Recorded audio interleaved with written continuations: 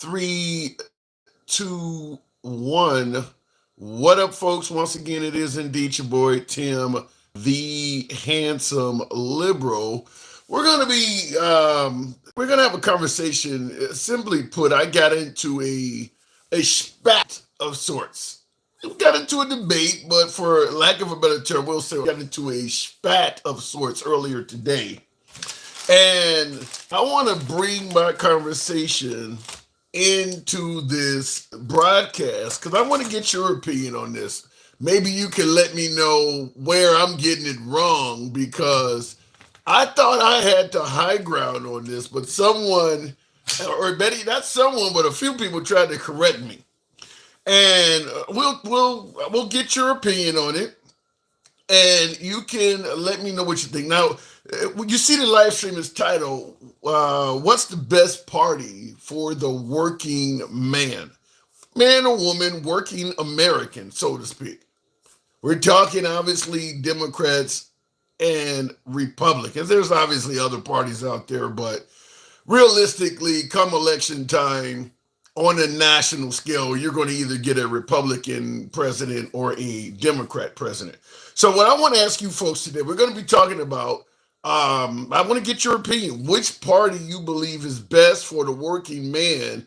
But not only do I want an answer, we're going to talk about why. Why do you believe the party you're suggesting is a better choice?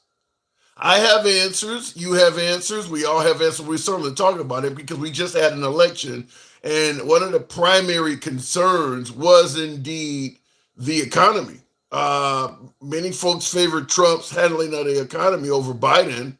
As a result, you don't have Biden anymore. Biden is now history. But did the country get it right? We'll talk about that. I think most people believe the country got it right. Now, obviously, we'll have to see what Trump does on his second term. Now, I'm not I'm not under the umbrella of, well, we saw what Trump did the first time, so that no, I do believe it will be a different Trump. Could be more successful, could be less successful. So we're talking about that. But I do want to I do want to hear from you folks. Which party do you believe, Democrat or Republican, is best for the working man, and why? And why? We'll talk about why. Everything. Now, when I say for the working man, keep in mind where Trump and Biden are what we have as a modern representatives of the Democrat and Republican Party, but they're not obviously the only Republican and Democrat presidents you've lived through in your lifetime. I mean, we've had Obama, we've had the Bushes. Some of you folks go back to Reagan and Carter and even maybe beyond that. So we're talking about the party. We're not talking about whether Trump or Biden is a better selection for the working man. 10 years from now, they're both history. Well, 10 weeks from now, Biden is history, but 10 years from now, Trump is history. I mean, 4 years from now, if everything goes right, if all this democracy shit doesn't come to realization.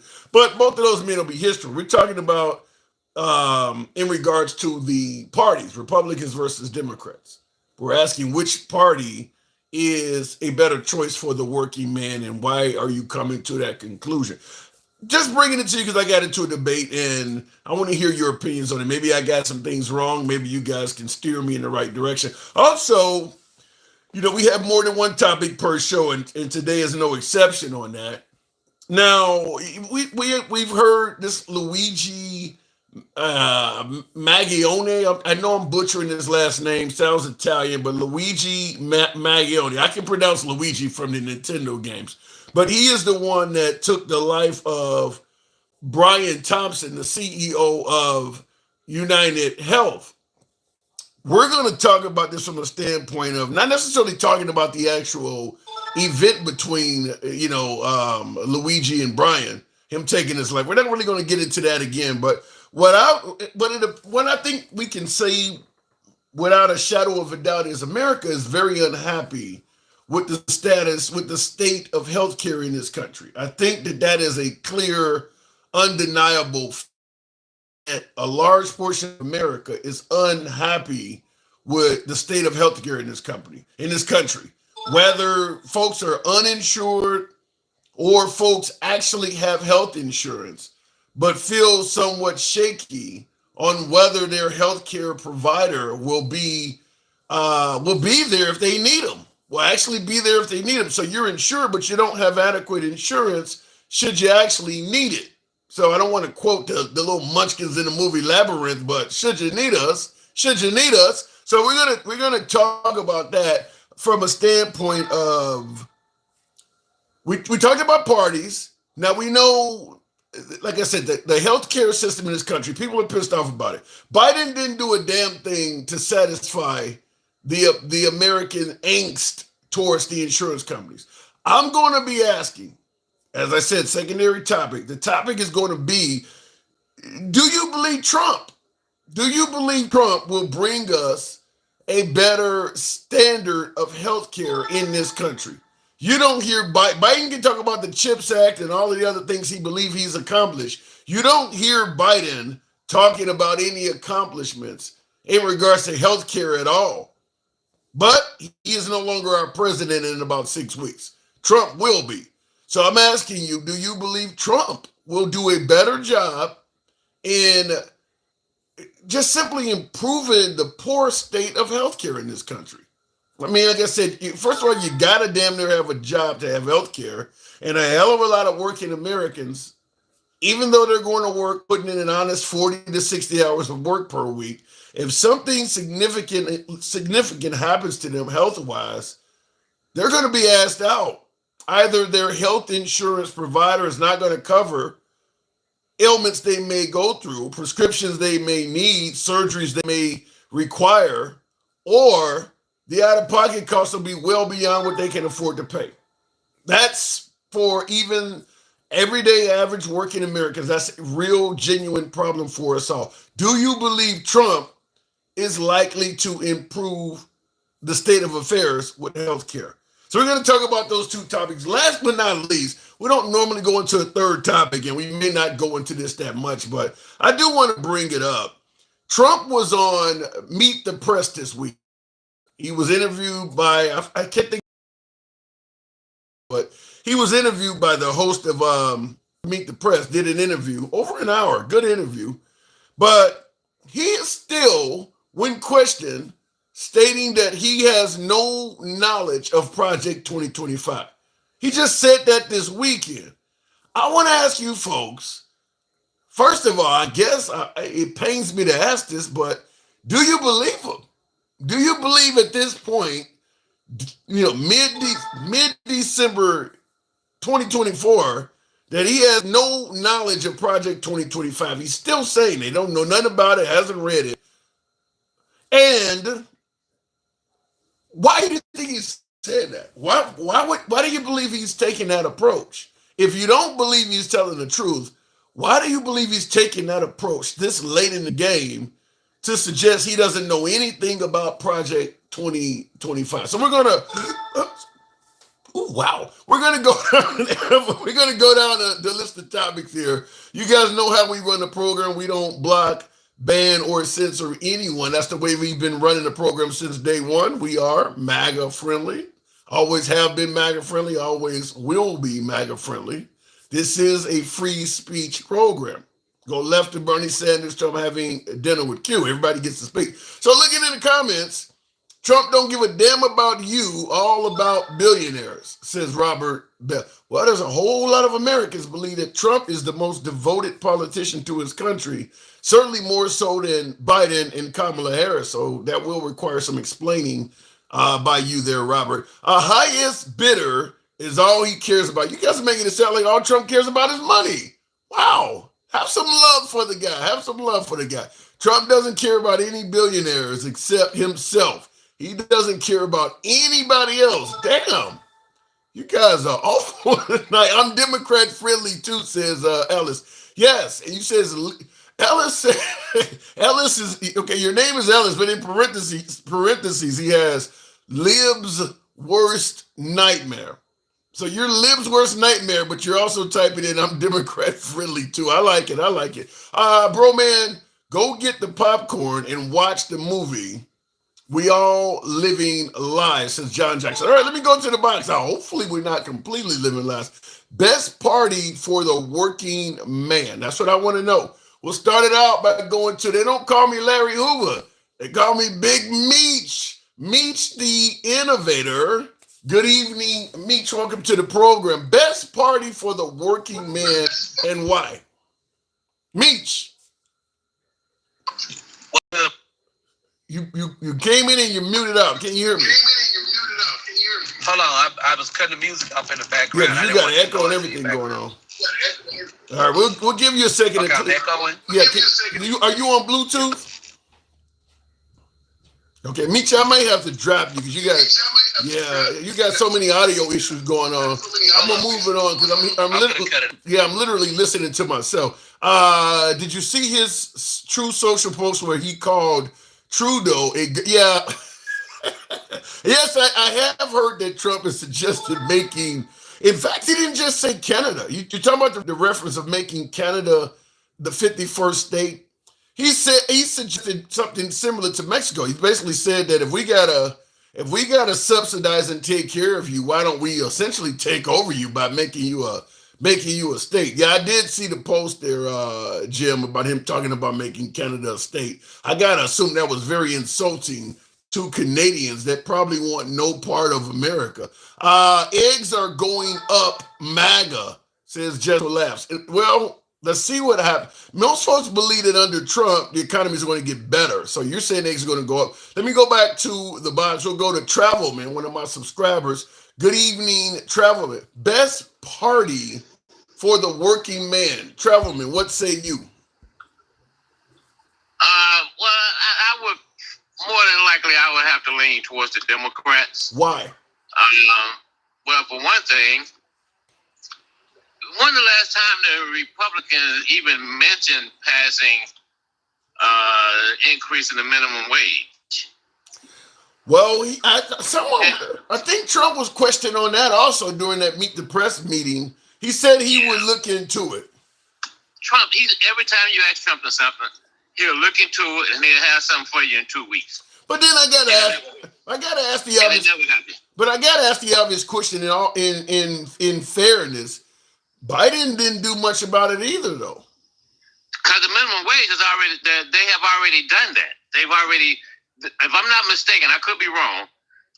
The minimum wage has been supposedly increased, at least for government contractors. Okay. I think they did it like in a couple of phases. So the Democrats have done something regarding the minimum wage. Another thing I'm not aware of that. I'm not aware of what you're saying. I'm not aware that Biden.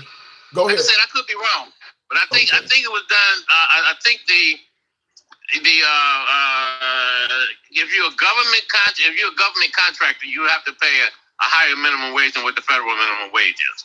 I could be wrong. Okay, yeah, I think I read that. Okay, because that argument still exists. People all over this country are still pushing for a higher minimum wage. The conversation kind of went away under Biden because of the pandemic to incentivize people to come back to work. Businesses naturally paid a higher wage, but the minimum wage did not go up. Like I said, I think for federal contractors it did. Okay. Okay, I don't think it did for regular. The states pretty much do a lot of that on their own. Right, go ahead. And if you go look at the states, probably the states with the highest minimum wage are probably ran by Democrats. I'm just saying I could be wrong. I think you're fairly accurate on that. I mean, when you start talking about $7 and $8 minimum wages, it's most. I don't know of any Democrat state that pays $7 or $8 an hour for minimum wage. I think it's all Republican states. Yeah, exactly. Yeah. Now, also, when they come in, they always Republican members that's on the NLRB, they always weaken the NLRB. Okay. You talking about the labor board? Yeah, exactly. Weaken it how? By putting in Republican members that are against the employers and stuff, against the employees. They always put employer-friendly people on NLRB. They also, they're not really big fans of OSHA either. Damn, Why is that? Because they don't like regulations. Yeah. You know that. Yeah. I know they don't You know. like. Yeah, I didn't think they were that. I mean, OSHA. Without OSHA, They don't people like could die on the job. They don't care. That's why they try to bring. That's why they want younger people to be able to work in these different factories they're changing the laws on. Now, let's not forget the unions have experienced. I believe over the last 4 years, they've had their best 4 years in a long time. Yeah. The Democrats are. Yeah. Now, Trump, he went and walked the picket line.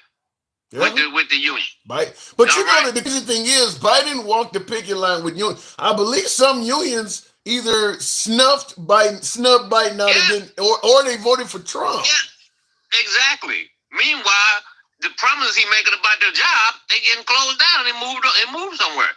Yeah. I don't get it. But also, and I could be wrong on this also, but if you track the decline of the union, you would probably also see the decline of the middle class.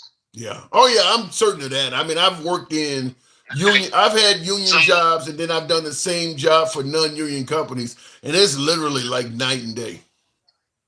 Okay, and then the people that Trump is putting in charge, they're all employer friendly. Okay. But how do you respond to folks who might say? But how do you respond to folks who might say? But if you look out for employers, they're the ones that create jobs. You know what they say? You know what they always say? What do they say? Oh, the wealthy people create the jobs, right? Is that what they say? Is that not true? No, the majority of the job creation is done by small business. Well, you could be wealthy. Small business create more jobs. They are the job creators. Yeah, but small business people. But is it not possible to be wealthy and a small business owner? Small business owners are not all struggling. Oh yeah, sure you can. Okay. Sure you can, but not in the way that they're phrasing it though. They're talking about don't tax Mitt Romney and Elon Musk. They're creating the jobs. The majority of the jobs are created by the small business owners. But you would agree, Elon Musk and folks like Jeff Bezos and Walmart and all these folks that back Trump, they do create a significant amount of jobs. I mean, whole cities depend on them for jobs. I agree 100%. I agree with you on that. Okay. I agree with you on that. Okay. Let me see what else. That's pretty much off the top of my head right now. So it almost. What was the other thing? Huh? What was your other question? Well, what was your other one? Well, before we get to that, it almost sounds like so your statements, it almost sounds like the Republican Party is damn near the enemy of the working man. Okay, what have they done? They gonna say they created jobs by giving small businesses. Huh?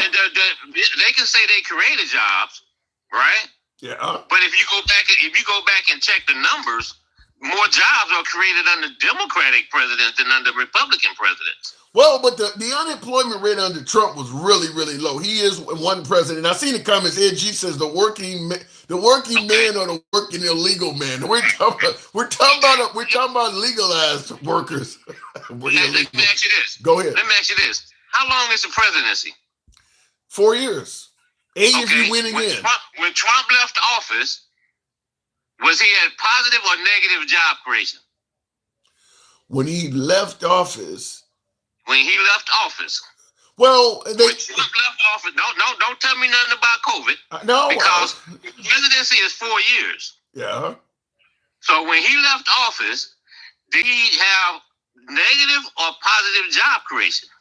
Well, he was listed as having negative, but at the same time, the unemployment rate in this country was pretty damn low. It wasn't like nobody was out of work. It was low when he came in. Yeah, and it was low when he went. But see, now you're trying to defend it. I'm not defending it. I'm giving you the truth. I'm giving you the truth. All right, I'm not arguing with you. He was the only second president, I think. I could be wrong.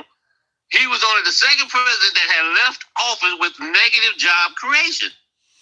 See, this is the thing. Everybody want to romanticize his presidency. Where job creation was good when he was in. The presidency is 4 years. Yeah, but you gotta throw in there the fact that when he left office, every damn thing was closed and we're in the middle of a pandemic. You're not skipping over that, are you? Well, then we also have to throw in the fact of how he mismanaged it. Well, you can throw that in there. I'm with you there. You can't have it both ways. I know. I'm 100%. I'm 100% with you. I'm 100% with you on the mismanagement of the pandemic. We can certainly entertain that. But what I'm saying is, he's the only president that went through that shit. So I don't know if you can take his job numbers at face value based on that. The presidency is 4 years. True. Okay. Now, even if you take that out, under Democratic presidents, more jobs have been created. That's the numbers. Under Biden, Biden created. If you take the last three, you take Biden 4 years. You can take a year off or whatever. He still created more jobs. He didn't create more jobs were created under his presidency than under Trump's. Now, here's the thing, though. When Biden took office, a hell of a lot of shit was closed. Are we ignoring that? I mean, because he's going to get a lot of job creation when people really just go back to work. Okay, but they passed the number of jobs that had been lost, right. I think within the first 2 or 2.5 years of his presidency. Yeah. Is that correct? Yeah, that is correct. So now therefore he is still creating. Under his presidency, the economy is still creating jobs. Yeah, He's coming up with. Go ahead. No, I don't disagree with his job creation. The reason that part of the debate don't come up that much is because it ain't like a lot of Americans were having difficulties finding a job under Trump. So when we point out that Biden's job numbers were better than Trump's, it doesn't have a lot of relevance with most Americans because nobody was complaining they couldn't find a job. Okay, I give you that. That's true. Because I think Trump got the unemployment rate down to 3.5%, so people could find a job during Trump. But see, check this out though. When Trump came into office, the job growth was already going. Right. He took it over. Right? True. He took it over. True. When he left office, what did he hand Biden? He didn't give Biden the same thing that he received. Yeah, but when Trump took office, everybody was alive and healthy and well. When Biden took Trump left him a pandemic, but Trump didn't create COVID. This is the thing. Like I keep saying, the presidency is 4 years. Right. Okay? So you can't run around and hollering about we had the best economy, we had this, we had that. We had low inflation. Okay. We had all of this up under Trump. But then you're gonna say, okay, well, up under Biden, we got inflation. I went to the store, eggs were $2. Under Trump, I went to the store under Biden, eggs were $3.50. Right? Yeah. Inflation, right? But nobody mentioned that during that time, the reason the price of eggs is $4 is because of the bird flu, and 2 million birds got taken out of the flock. Nobody talks about that. I can't argue with you on that. You're spot on correct about that. Is that people can play games and hide actual facts and reasons behind why some of this stuff happened, which is why I was pointing out the pandemic under Trump, and you are correct in regards to, that was one of the biggest things Biden got hammered on was the price of eggs, and you're correct. They never mentioned anything about the damn bird flu as if the price of eggs just shot up because of some poor Biden policy. But no, it's because they were destroying fucking chickens. They're doing it right now. We have another round of it going on right now. Oh, really? I didn't know that. Wow. Yeah, another round of it going on right now. Okay, so what was the other one? The state of healthcare. We just had a CEO lose his life in cold blood on the streets of New York City. And I'm asking because, once again, Biden did not brag about how great he's made healthcare. Do you think, we gotten rid of Biden, though, even though he's not known for making any major accomplishments in the healthcare industry. He's gone now in like 6 weeks. Do you think Trump will improve the status of healthcare in this country? Now, Biden, he did strengthen the ACA from what Trump had done. Okay, so when we having our discussions, I don't usually curse or use expletives or anything. but my reply to you regarding this particular question is hell no. So okay, so not no only him. Go ahead. So no rescue coming from Trump at all. He has a concept. Yeah. They have had since the ACA was passed. They have had plenty of years to put something together, and they haven't. The only thing that they've done is the ACA has been in effect is, for lack of a better word, I hate to say sabotage, but they have systematically tried to dismantle it by taking away key components of it. And then when they take away those key components, then they say, well, it's not working or it caused the price to go up and things of that nature. That's what they've been doing ever since it's been in effect. Yeah, I do fear when Trump says repeal and replace Obamacare. I do fear that he will be successful in repealing Obamacare and come up with some kind of crazy excuse why he wasn't able to replace it with anything. It took me too long. The liberals were pushing back. Some reason why. So you walk away with nothing. I do fear that that's a real possibility under Trump. He did the same thing when he pulled out of the Iran deal, right? Well, he didn't intend to replace the Iran deal with nothing but threats and fear, and let them know either you do right, or we're going to kill you. That is true. Yeah, he had no plans to replacing that. Now, as far as this healthcare thing, right? A lot of people are pissed off, but you got to remember now, you have a senator that was the governor of Florida twice, and his company had to pay $1 billion fine for defrauding the government doing Medicare. Which senator was that? Rick Scott. Oh, that's in Florida. Yeah, I did hear about. Oh, well, people gonna get paid. I mean, but that ain't Trump, though. You're not putting that on Trump. He's part of the party. Oh, come on. Right. You want to talk about Menendez? Menendez is part of the Democrats. And Menendez going to jail. But let me tell you this, though. One more thing, though. Right? Let me see. I almost lost my train of thought. You lost your mic. I'm about to move it on. You went on the mute there, Travelman. Apparently he had a phone call. Okay, I don't know what just happened. Well, now he came. Anyhow, Travelman, you went out for a minute and I dropped you when I saw it. Okay, we'll move on, though. Nobody can afford health care under Biden and Harris, says Mark. Well, Mark, that's what we're talking about. Will health care be more affordable under Trump and J.D. Vance? And if you believe that, I do want to know what is making you say that. Because Trump, has he talked about bringing down the price of health care at all during any of the rallies or anything? So I have to know. I mean, because at the end of the day, I know folks believe that the economy will be better under Trump. But we're talking about medical bills and health care. That shit's very expensive. You can have an extra $300-400 in your pocket per month, and that may not be enough. We're talking about health care. So I'm asking that question. Do you believe Trump will come to the rescue and improve the status of healthcare in this country? Angie says blue states also don't have houses under $500K. I don't think that's true, Ed. When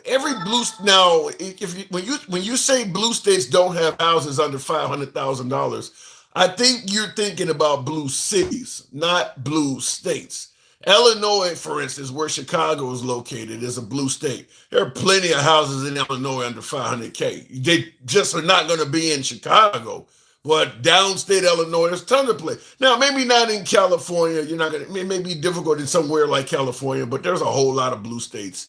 I believe there's a whole lot of places you can find homes under $500K in blue, but it's going to be in the more rural areas. Simply, and I see somebody says Effingham, Furback. Yeah, Effingham, downstate Illinois and Effingham, I'm sure. In fact, Effingham, you would probably get a pretty good piece of house for $500K in Effingham. So yeah, I don't buy that they're all over $500K. I will say this: the reason home prices are higher in blue areas versus red areas is because that's where the people are. That's where everybody wants to live. Red areas tend to have less people, less opportunity, less companies, less business, less resources. So yeah, it's going to be cheaper to live there because less people want to live there. Look at a map after a national election. Look at all that red and look at the little bit of blue. Yeah, but the blue represents where all the humans live at. A lot of that red shit, very few people live there. So yeah, you can get a house for cheaper. You can get more land because you're not competing with anybody. By the way, folks, tap the screen, get the like. I haven't suggested that this evening, but certainly helps out the algorithm, brings in more MAGA. That's what the FYP is set for. I'm going to ask you to tap the screen, get the likes up to about 15,000, smash that like button on the YouTube horizontal and vertical. Going back to the bots real quick before I do that, I did want to respond to the other, if I can. I don't see it now. Shit, there was a super chat I wanted to respond to, but it disappeared. Prior to Trump in office, Obama said he'd need a magic wand. In the first part of his presidency, he had created millions of jobs. What do you mean? Prior to Trump in office, Obama said he'd need a magic wand in the first part of his presidency. I don't quite what you're trying to say there. I don't understand it. Anyway, let me go back to the box. I'm so sick of MAGA says love nature. Oh, well, you better go ahead and check yourself into the local medical clinic because you got 4 more years. You got 4 more solid years of MAGA. They're going to be having mugs that say liberal tears on it if you keep talking like that. Let me go to the box. In fact, they already do have mugs that say liberal tears on them. Mike, good evening, Mike. Welcome to the program. Best party for the working man. Mike, what say you? Good evening. Democrats, how you doing, Democrats? Next question, Democrats. What are we talking about? Okay, check this out. Let me ask you this. Sure. There are states that don't have state minimum wages, right? Right. Wait, don't have a minimum wage at all? They only use the federal minimum wage, not a state minimum wage. Like California has a state minimum wage. Right. The federal minimum. Here's the thing. So when they talk about returning stuff to the states, which is bullshit, because the federal minimum wage is not a fair wage, correct? $7.25 an hour? Correct. What states do those minimum wages apply where they don't have state minimum wages, Tim? I can tell you. The Bible Belt states. Alabama, Louisiana, Mississippi, South Carolina, and Tennessee. Yeah. And there's 2 states that are below the federal minimum wage, which is Georgia and Wyoming. What states are those, Tim? There are Republican states. What is the minimum wage in those states where it's below the federal minimum wage? You know what? I'm not sure. Are you sure that's correct? I'm 100% correct. Damn, you can look that up. Yeah, I'm looking it up now. Minimum wage. Curious to see. Damn, if it's less than $7 an hour, Jesus Christ. Oh shit, my hands ain't acting right. All right, let me see what they got on here. $7.25 per hour. They got $7.25, which is still insane. Oh, it says Wyoming state minimum wage is $5.15 per hour, but it defaults to the federal minimum wage of $7.25 set by the fair. Wow, $5. Damn. Correct. Well, So again, now and listen, there's a lot of different things, tips, you make below this and you make this on tips and all that. There's a lot of different things in there. But my point is, you ask who's better. Right. If they truly cared, if the Republicans truly cared, and they're actually trying to be honest with their voters, with their base, who's getting impacted? Their base. This is why we say they're being lied to, and they get all upset. But just look at what's out there. But how can they be getting lied to? I mean, obviously, the citizens of Wyoming know this, and they still vote Republican every time. Again, hey, that's but again, yes, do. But when they try to vilify someone else trying to do something else, because the federal minimum wage hasn't gone up since 2009. Yeah, that's what that came up on the Meet the Press meeting with Trump. And oddly enough, he didn't seem very outraged about that. Of course, because he doesn't give a shit, Tim. I don't give a shit about that. I mean, no, I don't buy that he doesn't give a shit, because his answer was he brought up states like California that raised it up to like $15-20 an hour and how much it hurt small business. And he did say he would look into it. Yeah. That's bullshit. He's looking into it now. I told you, he's been the candidate for 10 years. He's looking into it. If it mattered, If it mattered, he would have an answer to it. Healthcare. If it mattered, he would have an answer, not a concept. But I do have to continue pushing back and asking, why the hell hasn't the Democrats done more about this stuff? I mean, you mentioned Wyoming and Georgia, for instance. Well, the governor of Georgia has been kept, so it's remained red in terms of the gubernatorial, but they had two Democrat senators. Why hasn't the Democrats did more about it? You got to get it passed through Congress. And that's a great question. You got to get it passed through Congress, and you got to get it passed through the Senate. And since, if you think about it, it hasn't raised since 2009. Who was the president in 2009? Barack Obama. What did Mitch McConnell and the Republicans say about Barack Obama when he got elected? We are not going to approve any legislation that they put forward, period. They were going to make him a one-term president. A one-term president. Yeah. So anything he put forward, anything the Democrats put forward, they were not going to pass anything. But here's what I don't get. Here's what I don't get. Republicans in these states know the wage is low. How do you? I mean, because I get a lot of folks who do believe the Democrats do not care about the working man, do not care about the damn country, and believe that Republicans do. How is their take so different than yours? Because they've been convinced that instead of worrying that it's not a Republican issue, it's a Democratic issue, it's an immigration issue, it's fear mongering about transgender and immigrants. Tim, it's the distraction, Tim. Wow. It's the distraction. Distraction from their own bottom line. Yes. I've been telling you that the whole time. This is the sad part because it's not about me as an individual. It's about watching people be convinced that there's an issue that's not there, distracting them from what they really need to be better. I'll be honest with you. You're the way you're wording it, you're almost making some of my Republican viewers sound like idiots. I mean, because these folks believe that Trump cares about America, Kamala Harris and Biden did not, and that Trump has the best direction for America. But you're saying that even their own bottom line, Trump doesn't give a damn about it. All I'm doing is looking at facts, Tim. I keep telling this is not my opinion. These are facts. It is what it is. And so because how else do you make sense of it? If those red states are only making the federal minimum wage, but those same states, and understand this, a lot of that, not a lot of it, but some of it is agricultural farmland. And if they're just using the federal minimum wage and they're talking about prices are high, these are their arguments. But you're not making more, and your party isn't pushing for you to make more. Well, let me do it like this, if I can get your permission, because I don't normally, engage with more than one at a time. But I got someone that is from the other side that wants to speak to you on this. Do you mind if I bring them up? We'll keep it civil, obviously, but they're on the other side of the aisle than you. You know I don't mind. All right.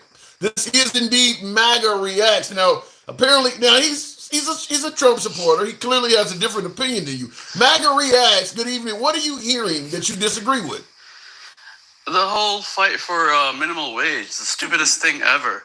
It's only good for votes. Really? What about the people that would earn the money? Let me give you an example. What would happen if you set the minimum wage to $50? You'd bankrupt most of the businesses out there that had to pay it. You would cause a lot of inflation is what you would do. Okay. Everything would go up in price. But you do realize you're using a wild example. Okay, right now, what would happen if you increased the minimum wage by $1? I'm going to ask you that. I mean, my point is it doesn't matter if you raise it by $1 or $100. Like, the market is going to set the wage. Like, if you underpay people, they're not going to work for you. They'll go work for someone else. You're assuming they have a choice. Because that's the whole point of capitalism is there should always be a choice. There should be another job to get. There should be another business you could do. And if everyone's forced to work for $750 an hour, then things will become cheaper. And then you'll be able to afford things with that salary. I mean, inflation negates most of the things Democrats fight about. That's why we end up Okay. Now, Mike, I'll give Mike, go ahead and give me your counterpoint. Okay, so I will say this then, because basically what you're saying is almost laughable because $750 is not a living wage. It's not a living wage. It's the federal minimum wage. You ask somebody that's making $7.50 if that's a living wage. Who's actually working for $7.50 an hour other than kids? Anybody in those states that have the federal minimum wage as the standard, they're working for $7.50. But people will tell you that $15 isn't enough. Yeah. I gotta assume. I gotta assume there's very few people. I don't think anybody actually is working for $7.50 an hour right now. But I would say certainly during the Trump years before the pandemic, they were. I don't think right now anybody's working for that low. And the other thing is, something like minimum wage, you have to set city by city. You can't tell the whole nation do a minimum wage of 15 or 20 or whatever. It really has to be down to the city to be very accurate. Because some cities, a $7.50 minimum wage is plenty of money. Well, not $7.50, but let's say 10. Other cities, a $15 or $20 minimum wage is not going to help you. What city is $10 an hour plenty of money? Give me, where are you living at? I'm sure it's some rural city somewhere where $10 an hour is money. Plenty? It ain't plenty. I can guarantee you. It's just an example, okay? But you get the concept. Like, I get the concept. If you set it high enough, if you keep raising it, all it's going to do is raise the price of everything around it. Listen, it's just I'm a business. Go ahead. I'm a business owner in California, so I know very well about how the minimum wage impacts businesses. I do, and there is a happy medium, but you're not. Did we lose him? You muted yourself. Yeah, you're not going to find anybody that is going to tell you that $7.50 or $10 is a living wage. And I'm not saying that you just adjust it for the hell of adjusting it, but I am saying if we care about people, and if we're want to vilify one side versus the other, your argument can't be the federal minimum wage is sufficient. Well, I will say some folks set it to like 15. I think it should be done on a city level. Every city should set its own minimum wage, not even a state level. What I'm saying is, if the party. So the question was, who's better for the working class citizen? That's a good. And the person in which party, Republicans or Democrats? And I can say that, and I said Democrats because they have tried to introduce legislation to raise the minimum wage. Now, whether you agree with it or not is different. But I don't remember in my lifetime, and I'm 50 plus years old, where I ever heard the Republicans lean into raising the minimum wage. I've never heard. Now, hold on, hang on. Hang on. Maggie X, that's a great question. Now, you obviously support Trump. I want to ask you specifically in regards to what he said. Do you believe that the Republican Party is better for the working class than Democrats? And if so, why? Because they concentrate on what matters, the economy. It doesn't matter what your wage is if inflation's high and it's not going to get you eggs or groceries or whatever. So they concentrate on what matters, which keeping prices low, keeping the economy running. And these things, the small things get settled by the market. Okay, if the economy is good, there's going to be competition that's going to pay you more money than the guy that's underpaying you. So, Magda, let me ask you this then. So when we're talking about, when you hear people talking about raising taxes and Trump's tax break for the wealthy, right? But not a tax break for the middle class. Who are we actually trying to help here? If what you're saying is true, because I don't believe it has very, very much substance, but if what you're saying is true, then why is there a discussion about people struggling and hard to buy groceries? Now, mind you, this is the Republican argument. Eggs, milk, bread, things are so expensive. If that's the case and everybody's fine with what they're making, then why is that a conversation? Why have the Republicans leaned on that in their campaign? Because the Democrats tank the economy and cause a ton of inflation. And that's why, no one was complaining when Trump was president. Even during COVID, the prices were still low. Inflation with COVID under Trump was still only like 1%. I don't know. Went up a year into Biden. I don't know, Mike. I'm gonna have to move it on shortly. But Mike, I don't know. I think economically, the first 3 years of Trump's presidency, I don't recall a lot of complaining in regards to the economy under Trump. He's kind of right about that. People were not complaining. It was the Obama economy for the first 18 months before the pandemic hit. I said 3 years. I said the first until the pandemic hit in November of 2018. That's when it kind of started. Up to that point, Trump took office in January of 2017, up till November 2019, and beyond that. But I'm just gonna say up to November 2019, nobody was complaining about the economy in the country. When did his tax policy? Yeah, we're talking about whether Republicans care or not. And last time I checked, it doesn't matter if they raise the minimum wage or if they lower the price of insulin. If the economy is shit, no one could afford anything, no matter how cheap they make it. Yeah. How old are you, Matt? If you don't mind me asking. 39. Okay. So, and this isn't your first, right? No, my fifth. I voted for Obama twice and Trump 3 times. Okay, so you would say that the economy was good going into Obama's second term, right? It was kind of flat. Wait, into his second term or his first term? Sorry, not his first term because he was coming out of the housing crisis, so it was shit when he got it, right? It was shit when he got it. There was nowhere to go but up, and he fixed it, and Obama got it up. His second term at the beginning was still going up, but his last 3 years were flat. No, So what? It was flat until literally like the day Trump got elected, and you could see the stock market on that day go up, and it kept going up until. All right. I'm going to have to. I got other people in here waiting, but I've never heard that before. That it was flat toward the end of. That's new. That it was flat under the end of Obama's term. I thought the economy under Obama continued going up, but. We differ there, but I got to move it on. It depends how you look at it. If you look at his entire 8 years, it was always going up. But if you look at just like the 3 years, the last 3 years or 3.5 years, it was pretty flat. Well, always going up means always going up, right? Always going up is always it's ascending. It's not leveling off. Yeah, but Bush, who I also hate, tanked it. So. Yeah, you said you voted for Obama. Under Obama. Yeah, that's why you voted for Obama twice and Trump 3 times. Wow. I got to move it on, folks, though. Thank you guys for coming up. Well, I still had a question. Real quick. Well, you going to drop us both? Yeah, I've had you on for about 20 minutes. I would like to reclaim my time. I got people waiting, man. We got to bring other people on. I know. No, last thing. Real quick. Call this my time. He's using my time. Let him use it. All right, I'll drop you, MAGA. Go ahead. You were talking about the Meet the Press interview because the last time we spoke, you hadn't watched it. Yeah. And you've watched it since, correct? Yeah, I watched the whole thing, yeah. Okay, so, because the last time there were people in your comments calling me a liar. So what did you think about it? About what part of it? What did you think about his conversation about deportation?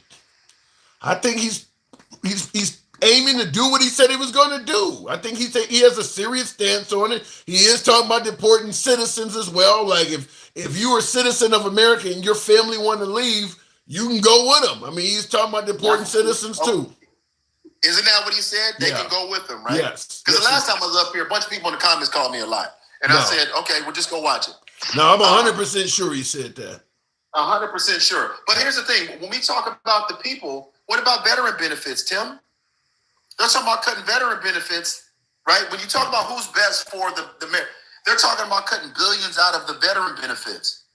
Right? Well, he indicates that he's not going to do that, though. So, I mean, that's one you're going to. I mean, I don't really think he's going to do it. I mean, I don't want to sound like I'm defending Trump, but fucking with veteran benefits, I'd be real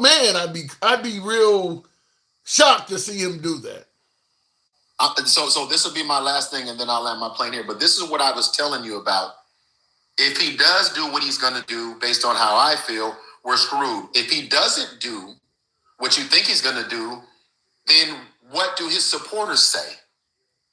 His supporters will ride or die. It don't matter what the fuck he does. his supporters are middle of Fifth Avenue. That ain't going nowhere. So if he doesn't do what he says he was going to do, they're still okay with him not doing what they voted for him to do, not doing. Promises made, promises kept. Again, so if he doesn't fulfill his promises to let me say it this way. If Trump doesn't do, because there's no way in hell he's going to come in office and fail to meet 100% of his promises. If he don't do some of them, If he doesn't meet some of his promises, then they'll focus on the ones he did meet. Like he didn't build a wall, but they believe he made promises kept. They focus on what he did do. Don't you find that to be crazy? I gotta go. All right, Mike. Yeah, I know you want to answer. I get it. All I right. appreciate you. All right, anytime. Yeah, I do. But I mean, that ain't something that's unique to Trump supporters. I mean, if Biden or Obama or whatever, anybody fails because I don't think there's any presidential candidate that's going to meet 100% of their promises. But if you favor how the country was ran under them, you're going to focus on the things that they did accomplish. That ain't something that's unique to Trump supporters. I think Obama and Biden supporters would do the same thing. I mean, Kamala Harris, if she had got elected, she wasn't going to be to do tax the rich is a very popular Democrat promise. They obviously have never been able to do it to any significance, yet people favored Democrat candidates. Remember when Obama was telling Joe the plumber, you got to spread the wealth around and all of that, and make the wealthy pay their fair share. He didn't succeed at that. Yet the Democrats still see him as a good president. They just pay attention to what he does accomplish. And that's what will happen with Trump. Ed G says those red states, you can buy a house for $100,000 and $200K. Yeah, because you're competing with less people for the purchase of that home. Of course. There are far more people jonesing for property and homes and Airbnbs and all of that shit in big cities. They're not doing that in rural America. Yeah, you can get a house for cheaper. You're not competing with as many people. Supply and demand. It's always going to be easier and cheaper to get a home in most rural cities than it is in urban areas. Keep in mind, urban areas are where all the factories and jobs and hospitals and things that civilization needs are located. So people want to live there. Like everybody don't want to live in a rural area where if they have a heart issue, they got to drive, MLS got to drive 35 minutes to come pick them up. They may be dead by the time they get there. Where there's no sports teams or no entertainment venues. A lot of people don't like to live like that. That's why the rural areas have less people. And that's why the price of every damn thing is cheaper. You're not competing with as many people. Looking in the comments, Trump old team is old Democrats, even Trump. Curtis, I don't know. You're saying Trump's whole, well, we got JFK, Tulsi Gabbard are obviously Democrats. J.D. Vance, he's not an old Democrat. No, I don't buy that. Pete Hegseth, he's a Democrat. No, I don't buy that. I don't buy that Trump's whole team is old Democrats. There's some people on his team like Trump himself who used to be a Democrat, but I don't buy that his whole team is Democrats. Oh my God. Somebody in the comments, somebody said Luigi for president. Guy you see on the monitor behind me, Luigi Maggione, what is it, Magatoni or something, whatever his last name is, I can't pronounce it. Maggione or something like that, but Luigi ain't getting out of jail no time soon. He's not going to be the felon everybody votes for. More like Democrats have lost their party. No, Democrats have not lost the party. They lost the damn election. Some would say badly, but just like the Republicans lost badly under Trump, remember Biden won every swing state in 2020 as well. And for folks who believe, well, the Democrats stole the election, that doesn't explain the loss of the midterms as well. The Republicans were losing elections, but here they are now victorious. Fact is, many would suggest that the Democrats went too far left, and that pissed off a lot of voting Americans. Well, now look what the right is doing. Some of these, these no nonsense, no sympathy abortion bans, forcing kids to read the Bible in schools. The Republicans are starting to go very far to the right. So if you believe the Democrats lost because they took the country too far to the left, understand you can go too far to the right as well. And are starting to do that. So you could find yourself with a big Democrat victory in 2028 or 2032 with people saying the same thing. The Republicans lost their way. They went too far to the right. So we'll see. It swings back and forth. This isn't the end of the world for the Democrats. Going back to the box, continuing on with, I don't know what I'm reading now. We'll just go with Stick, the ruler. Good evening. Welcome to the program, Stick. What state forces schools to read the Bible? Oklahoma. Oklahoma. Not only are they forcing kids to read the Bible in Oklahoma, I think Arkansas, but Texas and Louisiana is forcing them to read the Ten Commandments. Oklahoma's forcing them to read the Bible. And I think Arkansas is in there as well. And it's spreading. It's spreading among the Bible Belt states. Just like when they rolled back Roe v. Wade, it created it started trickling down to every state down there. Well, the religion in schools is doing the same thing. We are supposed to read the Bible here in Texas. Somebody has said in the comments, really? I certainly need more. You said we are supposed to read. So Texas is doing it too now, huh? Wow. Let me go back to the box. We'll go to Trake. I think that says there. Good evening, Trake. Welcome to the program. Yeah, I think the Republicans can go too far to the right because everybody don't. What is the saying? I don't want to send my kid to school one gender and they come home another. Well, I don't want to send my Muslim child to school and they come home a Christian. I mean, it's the same similar argument. Is that Trake? Are you there? Okay, apparently my caller is not there. We'll move it on. What's wrong with that? Well, what's wrong with that is the parents don't have a fucking say in it. Jojo, you said, what's wrong with sending a Muslim child to school and that child coming home a Christian? What's wrong with reading the Bible? Now, you see in the comments, Jojo, also, you said, what's wrong with that, reading the Bible? You know what's wrong with reading the Bible? Ask any Christian that has a child being forced to read the Quran. They'll answer that question for you. Take a Christian child in school and force that child to read the Quran and ask their parents what's wrong with that. You'll get your answer. If that parent is not in jail for what they did at the school board meeting. That's all I'm saying. It doesn't look like freedom at that point. It looks like Christian supremacy, where people are trying to force their religion on all the other people. What the hell? You don't need to read the Bible in school. You don't need the Bible to be a functioning adult, which is what school is supposed to prepare you for. You don't need that. Are we not a Christian country? No, we're not. You really think what we're doing at the border is Christian based? Hell no, we're not a Christian country. I could bring up slavery and all the other shit too. No, we're not a Christian. No, we talk about it, but we don't be about it. Continuing on, we'll try it with a pimp named Furback. Good evening, Furback.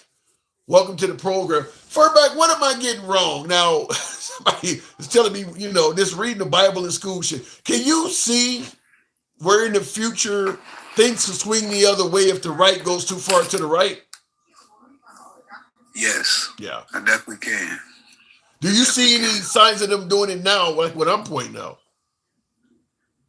Yeah, if they talking about it and they're making moves to do it, it seems like, that's what they're trying to do. Yeah. How do you respond to folks who might suggest, like one of my viewers did, we were founded on Christianity. What's wrong with a kid reading the Bible in schools? I would say that you have very prominent Bible readers that wore hoods and hung strange fruit at night. Prominent Bible readers that wore hoods, and what else did you say there? Hung strange fruit at night. Hung strange fruit at night. Wow. All right, getting back to the regular Get back to the regular topic though. Party that's best for the working man. What say you? Hands down, it's the Democrats. Based on it's what? The Dems. Based on what? Based on their track record, based on the record, based on the bills they want to pass. I mean, it's all there. It seems like the GOP is more for the billionaires, and they still think this trickle down shit is helping us. And I remember my dad crying about talking shit, hitting the wall that fucking Reagan got elected. Thank you, JP. But if you're saying that, why are there so many working Americans that believe that Trump and the Republicans have their best interests at heart? Because Trump spewed a bidet that tickled their little booty with all their with all this America First rhetoric. Well, make them feel all fuzzy and warm. But what is wrong with having a commander-in-chief that focuses on America first? Nothing wrong with it, but there should be more behind it than that. I think he's gotten away with the past of, I'm America first. And like you said, they'll say that, he got these things done, but he didn't get other things done. But as long as, it's like, hey, fuck you, Tim, and I put an LOL behind it. It's basically the same thing. Basically. Hey, America first. I didn't get shit done. America first. Oh, my God. That's basically what it is at this point, man. Okay, that was funny as shit. All right, so so you really think that these folks are just, what are they, being hoodwinked or brainwashed? Well, no, I call him Trump flow dollar. You know what I mean? Creflo Dollar, all of them fools. I mean, he's up there getting his grift on, and they're buying it. I mean, he got fucking cologne for $199, and I heard it's fucking out of stock. Is it that? I've seen it. Is the cologne that expensive? $199? Yeah, brother. Yeah. Maybe you get a combo with a Bible. I don't know. I don't know. I tip my hat to the man because I've never seen nobody do this shit before. I often give viewers. It's interesting you were bringing that price up, some of the pricing of some of this stuff of like the $60 Bible, and you got to watch for like $100K. I think is on there. The thing about it is, because I get so many viewers that often boast that, listen, Trump cares about this country because he didn't even take a salary when he was in office. I'm like, you realize how much money he's making off the office? All of this MAGA merchandise is because he got elected president. He turned the office into a merchandising juggernaut. Like, he didn't need to take a salary. Shit. My God, I don't know how many millions he's made from this. I would ask you, is a Pew attempt worth that much money? If somebody tried to take my life and hitting me in the ear and almost in the head, no. You think it is? That'd be different. I mean, hey, you got the son-in-law with $2 billion from being next to you. Your daughter got all these damn patents over in China. Yeah. You're not going to be here too much longer. I'm just saying. You know something? It would be different if you say is making that kind of money worth, somebody taking a hit on your life. If you're talking about somebody like my broke black ass, yeah, I might be willing to lose an ear for that kind of money. But when you're talking about somebody like Trump, who's, at the sunset of his life, and he's already wealthy enough that he's never going to worry about money again, whether he became president or not. In his case, it would just have to be for greed. It ain't like Trump was struggling for cash when he became president. So he don't need the money like somebody like me. I might let you chop my arm off for that kind of money. Yeah, I never said he needed it. I just said, you said it. You said greed. I want to be wrong, but the cabinet he put around him, and Elon and all, this might be the biggest government grift in history about to happen. Yeah, but the crazy thing is, people want to be part of the MAGA empire. So I don't know. You really can't blame Trump for it. People want to buy this stuff. I get text messages from his 80822 and 80810 text message. We got a new, support the police hat. It's a blue hat, blue MAGA hat. It's in the colors of, police colors. And, you got to donate like $40-$50 to get it. But it's like, damn, it's a hat for $50, and people buy this stuff. Hey, I'm not in the market for none of that shit, but hey, hey, like I said, hats off to him and hats off to them. They buy the shit. But I get the economy and all of this. They can never state a policy that made the economy great. Like I said, you say he's going to be great on the border. And he just says, hey, he's going to be phenomenal. I strongly believe he's going to be phenomenal on the border. I think that's going to be a promises made, promises exceeded, in my opinion. Because even if he doesn't meet the millions that he's talking about, you're going to see and hear about so many people getting deported that you're going to believe it came true. Maybe. Yeah. I've been telling you for a while that I can give two shits about the border. That's never been an issue to me. I hate to say it because I'm not rich, but I think it's a poor people argument. Like I said, if you was a billionaire, you had a cattle ranch in a capitalistic society, you want the cheapest labor. Yeah. So I mean, we fight about it because it's the crumbs they leave us to fight about. Yeah, but there are you don't rich hear about people. them talking about that shit. Yeah, but there are rich people and even small businesses, low level people that are going to lose much needed labor as well. You may have a farm, but you may not be rich. You might be middle class, and they're going to take away all your labor. I think it covers more than just poor people. No, because what I see happening is now we're going to become the migrants.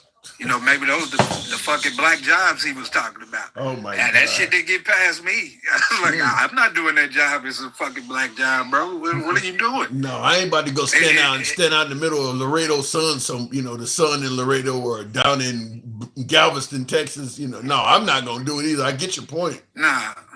I mean, everybody know a history of the African American. Our people picked enough fucking cotton and stood in enough fucking sun that we're probably cool for the next 1,000 years to even do anything close to that shit. Bro, we're not going back. You could be whipped. I mean, that's kind of how it happened. No, I'm with you though. I don't believe that any person that was born in America, born free, is gonna do that shit. I mean, there's just too many other alternatives, up to and including just hustling up a living, than to do something that's that hard on your body. Yeah, and that's that's why I said, man, this election just American. You know what I'm saying? It's like they said, taking us back. Joe was so controversial when he said, "Put y'all back in chains." One thing I do agree with, that an old white man that might have been racist at one time knows another old white man who's racist. So I believe it. Yeah, but he said that about Mitt Romney. Looking back, does Mitt Romney come across as somebody who was going to put blacks back in chains? Mitt Romney?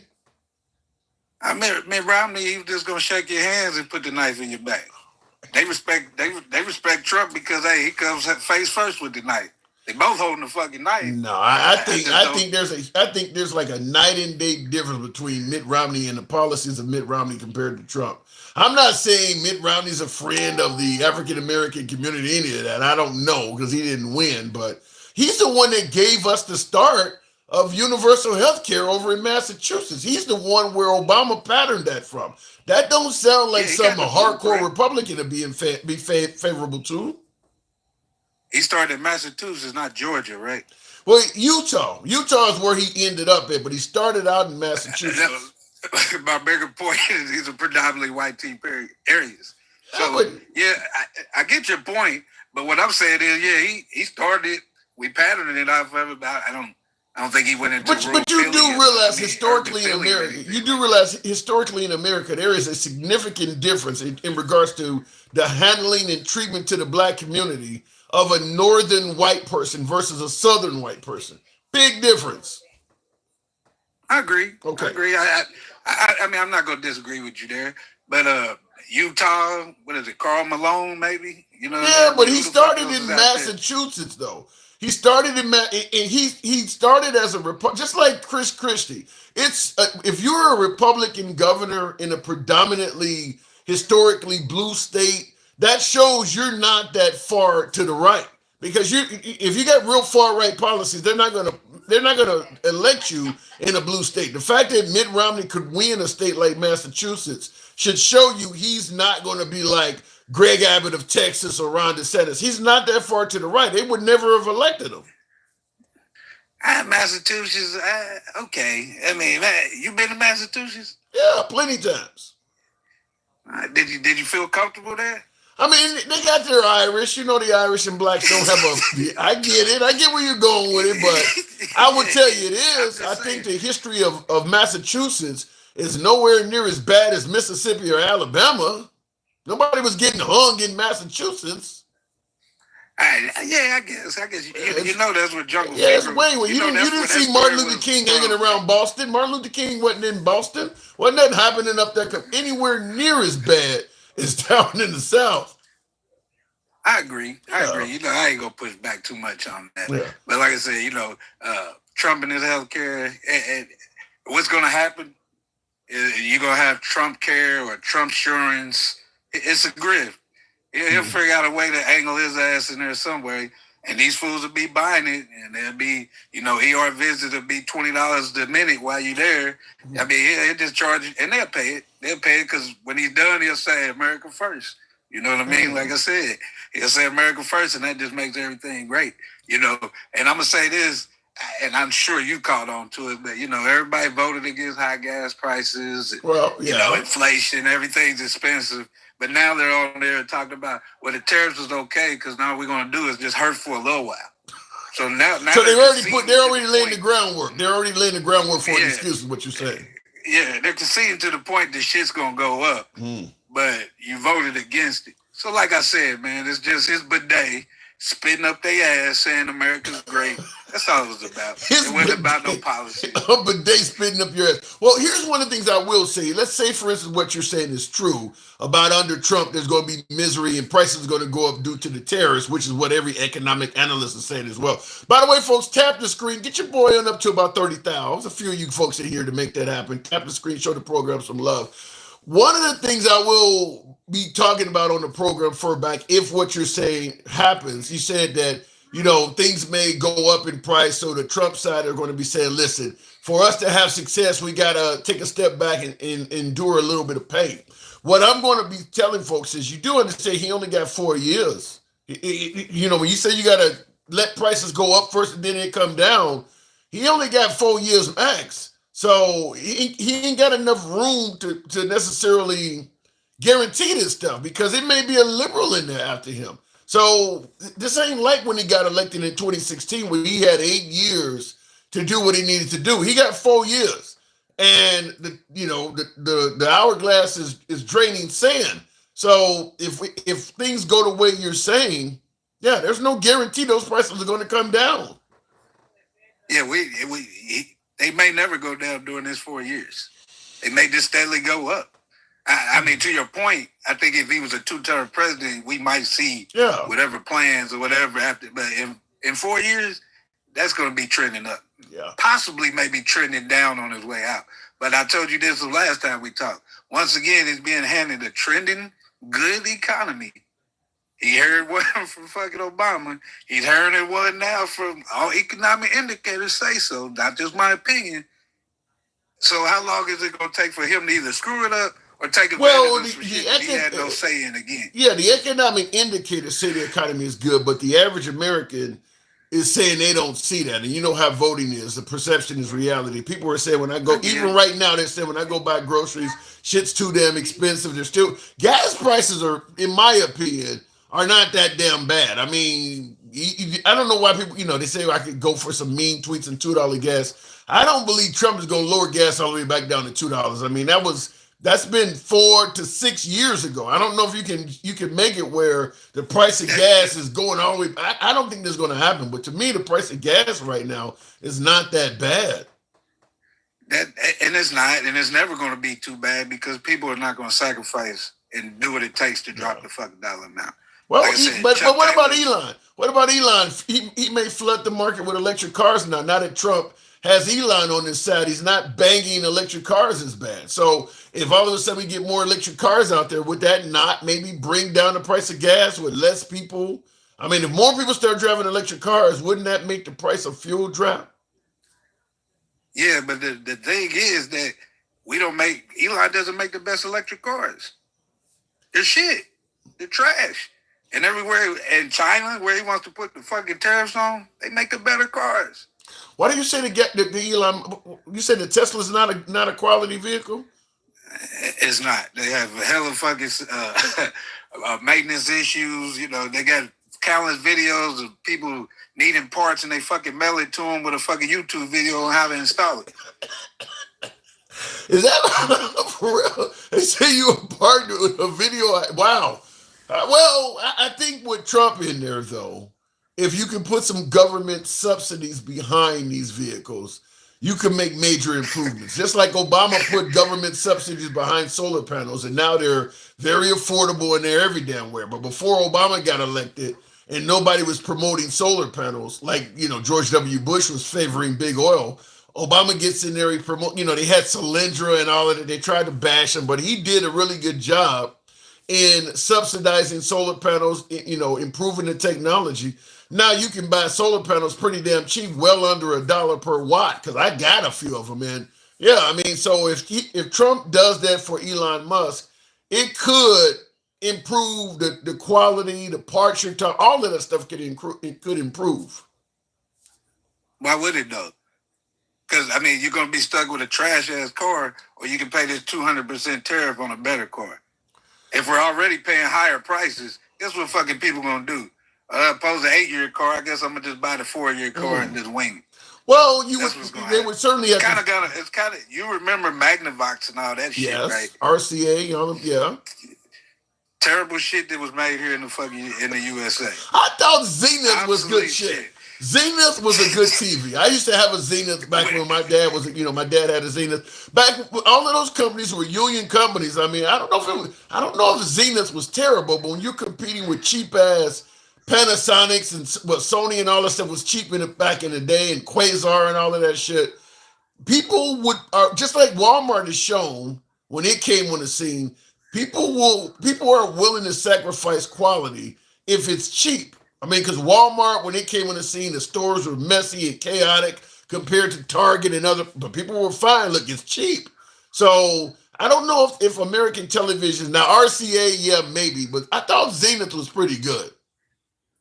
Yeah, I mean, Zenith, there was a few. Yeah. But what I'm saying is once the market opened up and they could get, other competitors could sell a better product for cheap. Yeah. Americans are not stupid. That's what we did.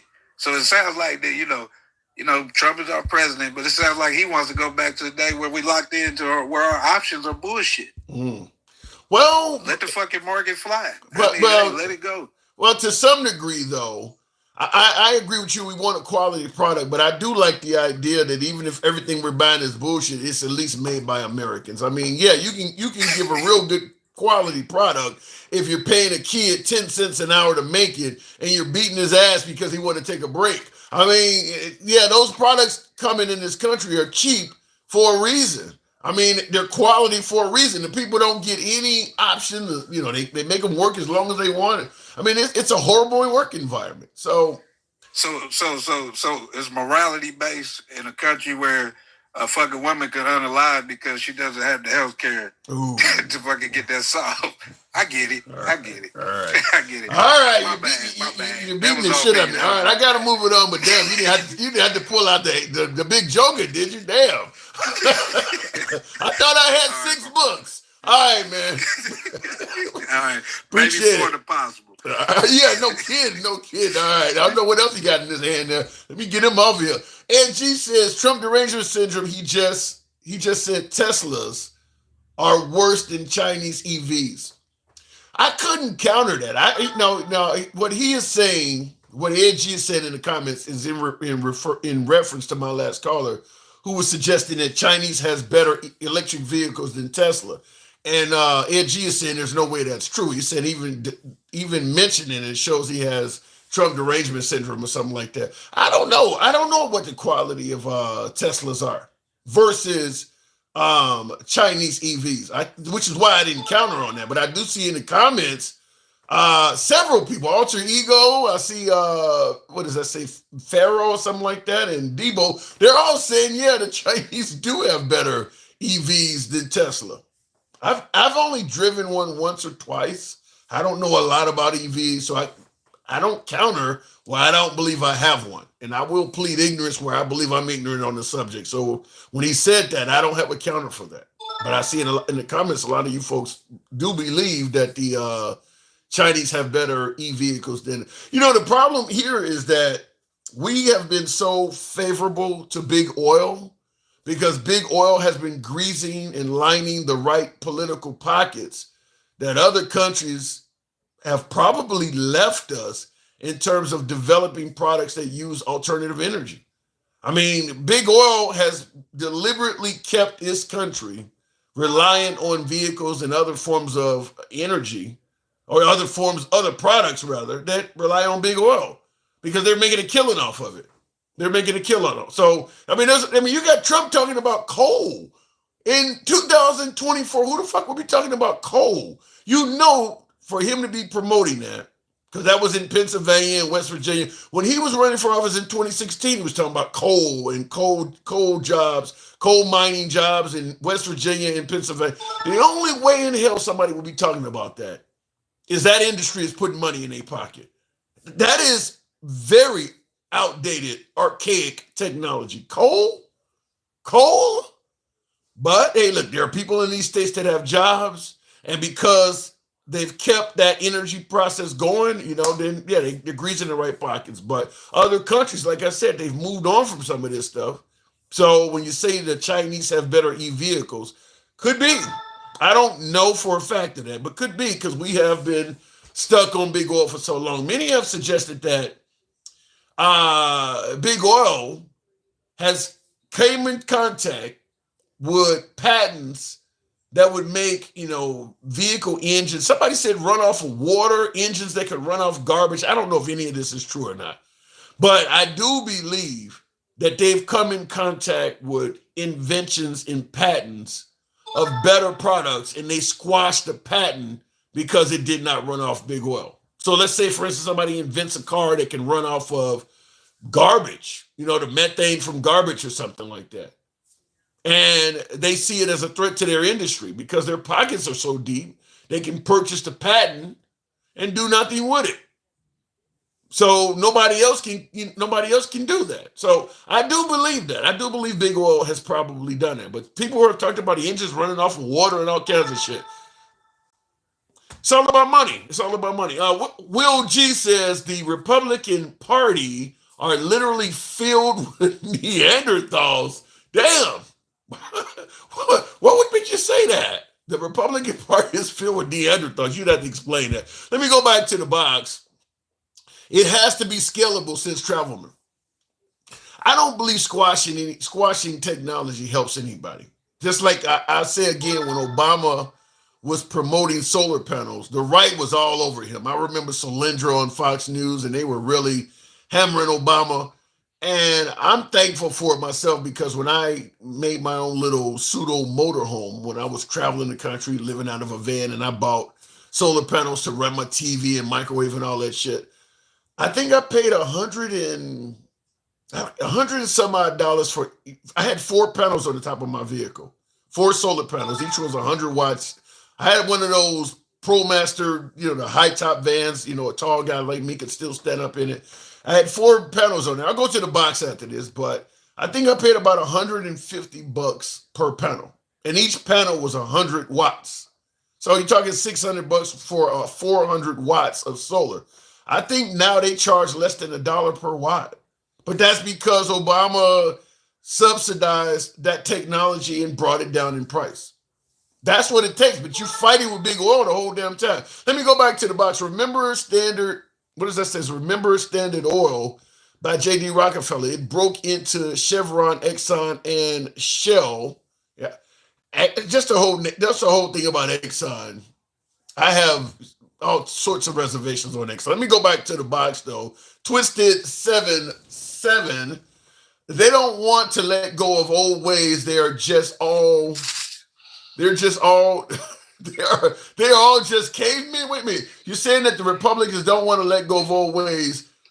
They are all just cavemen. Now, Twisted 7, you're conservative, right? I am. Do you drag your wife out of a cave every night? You're caveman? That's what I'm hearing. Republicans are cavemen. Well, I don't have a wife, but okay. No. All right, fair enough. I did not. In fact, me and my wife were equals in our relationship. I don't know where they're getting this crap from. It's interesting. Now, hold on. Hang on. I'll let you start. But before you do, I always point out comments I think that are kind of comical because he was talking about Republicans being Neanderthals. Ed G, who is obviously conservative, Ed G says Neanderthals probably knew what a woman was, though. Wow. Okay. All right. It ain't wrong. Yeah, I don't think there were any transgender cavemen. So, I think they were probably referring to the coal comment, right? Yes. Because you think that's an archaic technology. Is it not? Actually, it's not. No. In fact, most of the power made in the United States is made from coal. Yeah, but Did you know that? Yeah, I do know, but but it doesn't have to be that way. Nuclear, Well, it's you not could just use, that, though. you could go atomic. I mean, there are newer technologies that are less harmful to the You're environment. you're absolutely right. I'm not saying that they're not. However, what most people don't understand, like those solar panels you were talking about, right? Right. Do you know how they're made? No. So they take quartz and they have to burn it together with coal. And that's the only You way need it can coal be to make done is them. with coal. I'm saying how it's done for most commercial panels. Okay, it's a dirty process. It's not as efficient as people think, and they just don't know it. But they've been told, oh, it's so clean, it's so wonderful, just like those damn windmills. You're telling me, wait, what are you trying to say so bad about a windmill? What's bad about them? Yeah. Inherently, nothing's bad about them. The concept is great. The fact that they don't recycle the things when they break down, you know what they do with them, right?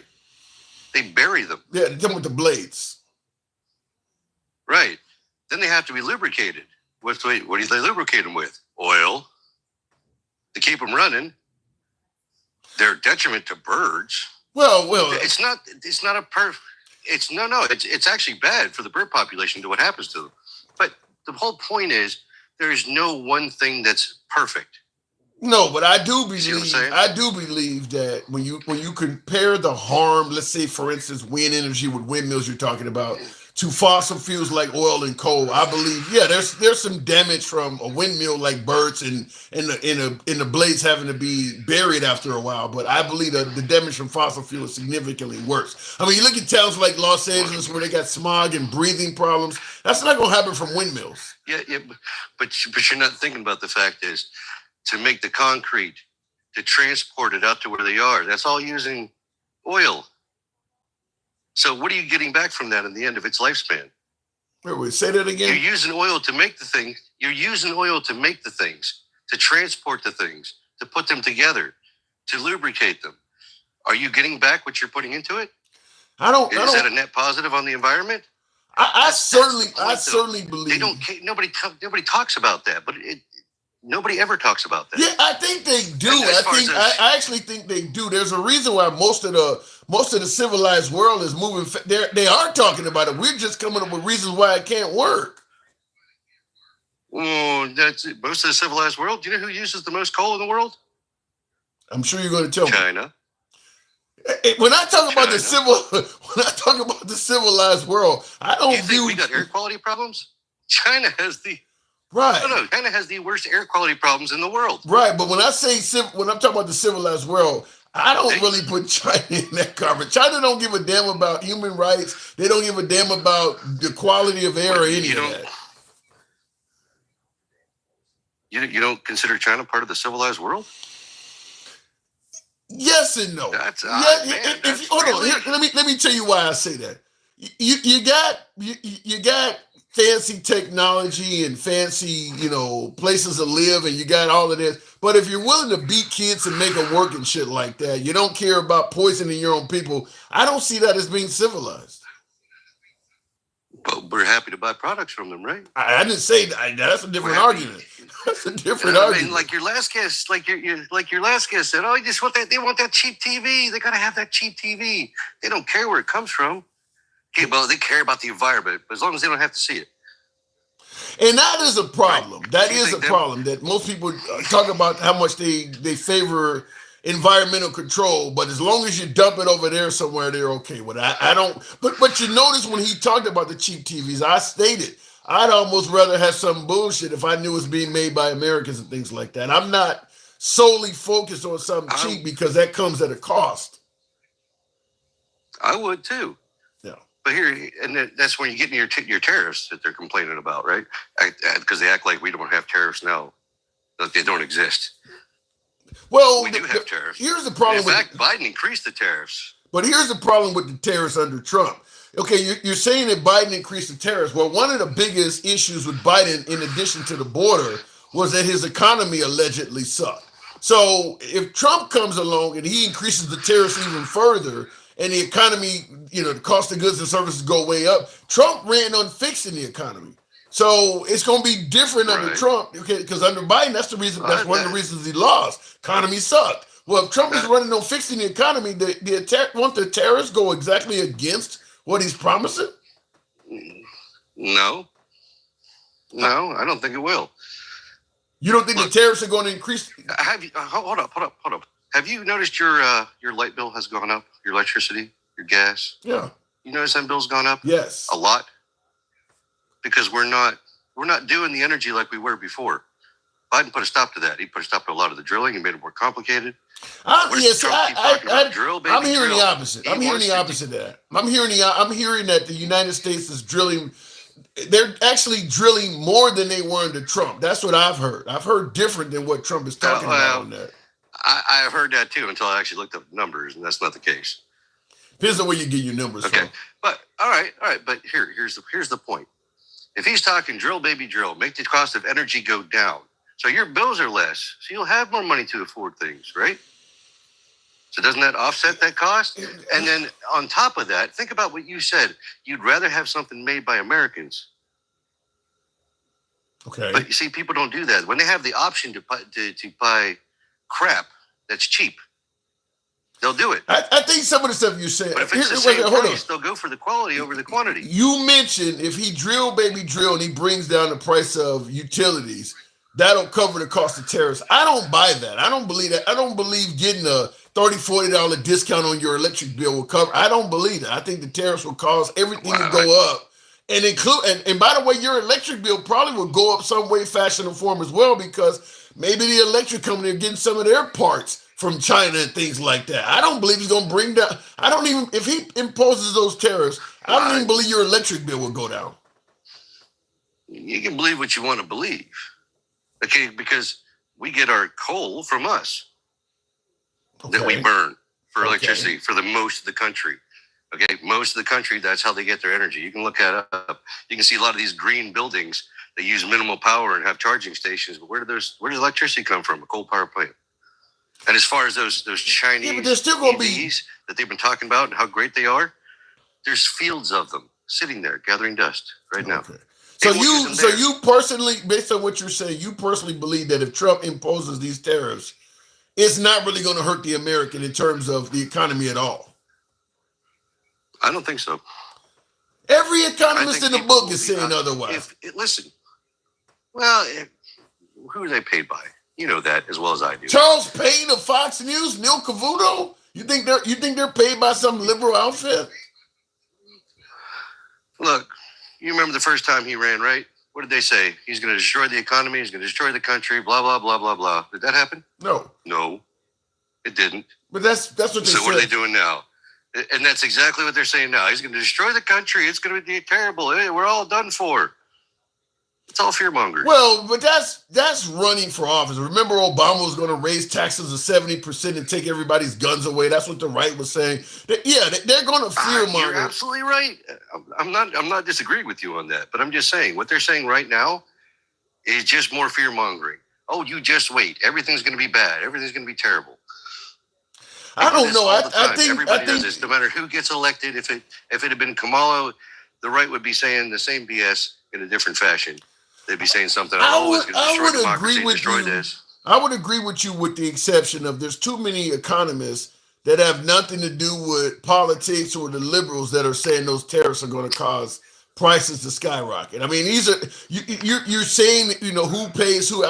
If it was coming from MSNBC or something, but plenty of economists on Fox News are saying the same thing. So I disagree with you on that.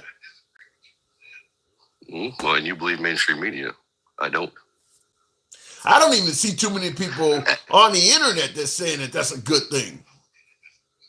Well, it's the internet. Come on now. Let me Internet. ask you to you this way. Who's I'm going telling by my own you? brain here. Let me Nobody's telling me. I look up this shit myself. okay, you're looking up the shit yourself, and what are you looking up that's making you come to the conclusion that tariffs are not going to affect prices? Where are you looking to get this information from? I can't remember the website. Lumberjack knows it. Oh my God, Lumberjack! Lumberjack told me the slave trade didn't happen because there's no boats, there's no manifest. That lumberjack, really? Stop. I'm not saying everything I agree with everything the man says, because I don't. Okay, Yeah. but when he shows me a government website, okay, that explains everything that I can look for myself, yes, Incoterms. Thank you. The same lumberjack that says, because the Declaration of Independence said all men. Listen. You can say what you want about the man. That's between you and him. But what I'm saying is, when I see proof with my own eyes, I'm not taking anybody's word for it. I'm looking this shit up myself. All right. Well, I'm just simply going to say, okay, I don't know what you saw, but I'm going to say, because lumberjack has no credibility. He said some pretty wild shit. Maybe he's right about this one thing you're talking about, but. Dude, you say some pretty wild shit. So give me some examples. Give me an example of somebody saying pretty. Give me an example. This is your time to tear me a new one. I'll give you the floor. Give me an example of something wild I've said. I like to do that. Huh? Okay, well, you said that the kids in Oklahoma would be reading the Bible, right? Yeah. That's not what he said. That's the law. Teaching. Whoa. He said the teachers would be teaching from the Bible.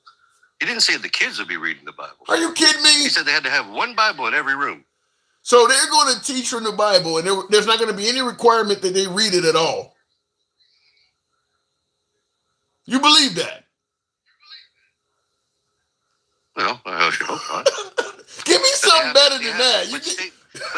But state law also wait a minute. But state law also mandates that they have to remain neutral when it comes to religions. You're going to. Some of those schools were already teaching the Bible prior to this. Yeah, what you're saying. They were allowed to do it before that. Yeah, what you're saying is patently false. How can you remain neutral when the only religious documents you're using are Christian? When there are people of all the religions in the school, the only documents you're using are Christian documents, and you're remaining neutral? How does that work? It depends on how you use. Listen, I'm an atheist, dude. Hold up. So just so you know that, I'm going to say that right off the bat. Okay. Depends how you use it. Every religious text has lessons in it that are good for everybody. You know that as well as I do. That doesn't make any sense at all. If you got the Bible in school, listen. I'm not saying I agree with it. I'm not saying I agree with it. That ain't got nothing to do with whether you agree with it or not. The fact is, you said they got to remain neutral. You got the Quran, you got the Bible in schools, and you don't have any. You don't have any other religious documents in the school. You're talking about that's remaining neutral. How the hell does that work? I didn't. You just said it. What the guy said. That's what the guy said. Yeah, you believe that? Did you read it? Probably not. Do you need to read headline, and then you went, "Oh, this is what's happening."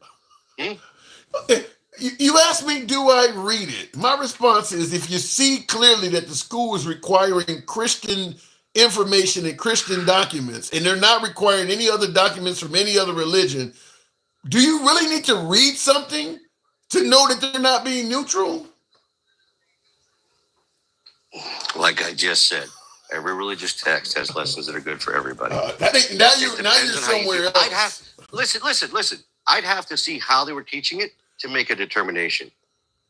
Why are they teaching it at all? In the Bible. Why are they teaching it at all? I don't think they should. Okay, I think if anything, you could teach the Bible in a historical context, just like you would teach the Quran and the Torah and I don't know what the Indian book is called, or the Buddhism in a historical context. That's where I think that belongs. Okay. They're teaching the Bible. Even let's say they did what you said. Teach the Bible in a historical context. Are you going to teach the Quran in a historical context as well? Did I just said that? I literally just said that. The fact that you brought up that they got to remain neutral, it's laughable.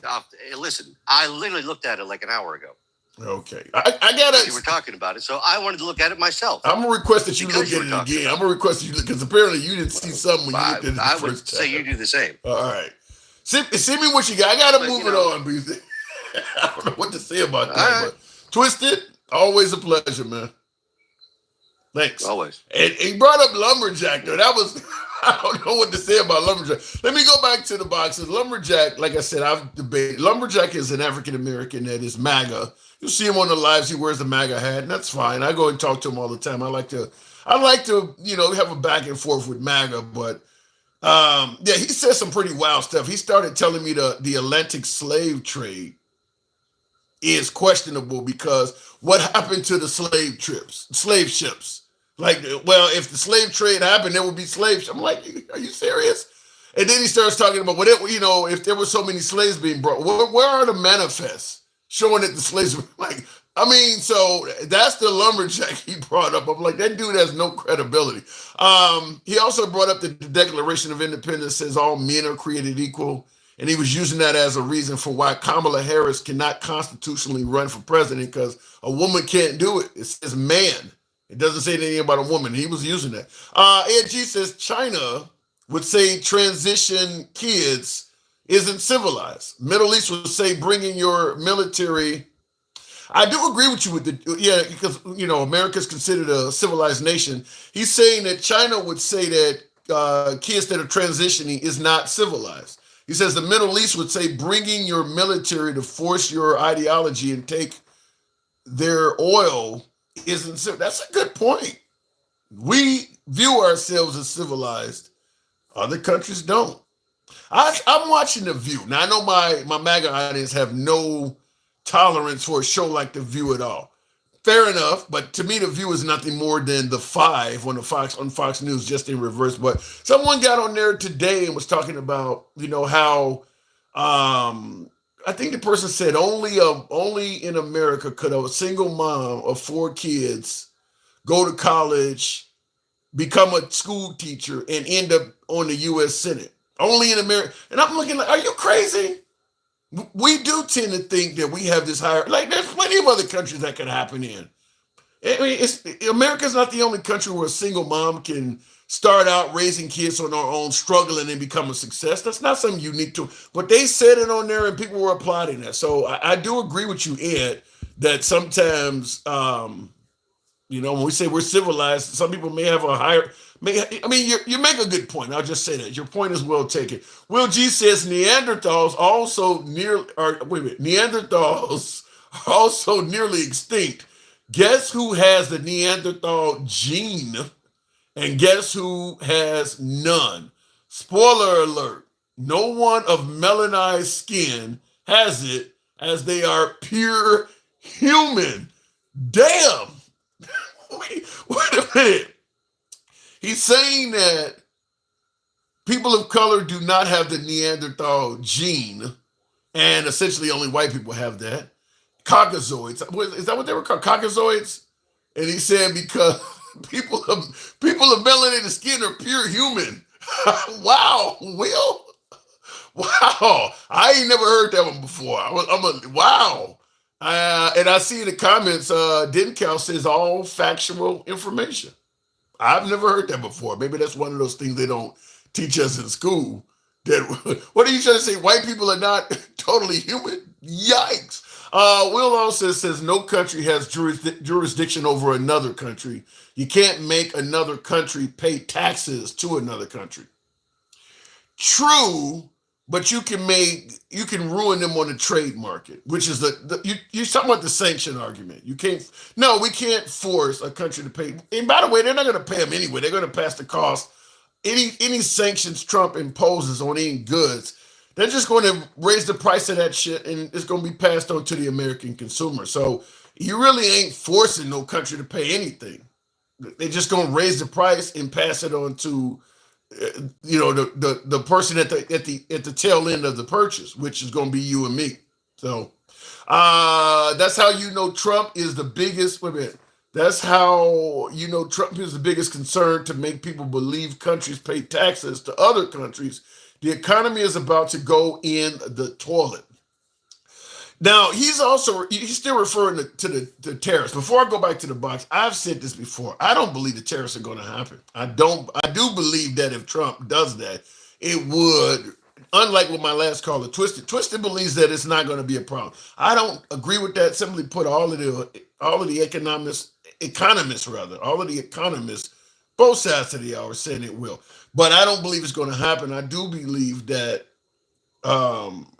what Trump is threatening, the reason why he is threatening to impose tariffs, I believe his wishes will be met. That don't mean that they're being met by the other country, but I think let me explain it to you.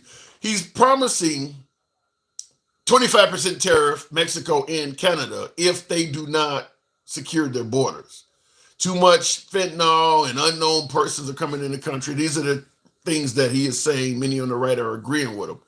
But at the same time, he's also saying, in addition to if Mexico and Canada does not control or secure their border, I'm going to impose these taxes. He's also saying he's going to send U.S. troops to the border in this country to secure anybody from coming in here as well.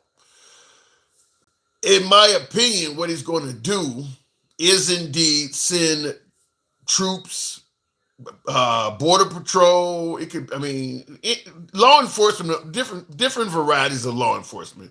You might get National Guard members from red states going to the border, like Kristi Noem, since Texas Governor Greg Abbott had some folks on the border.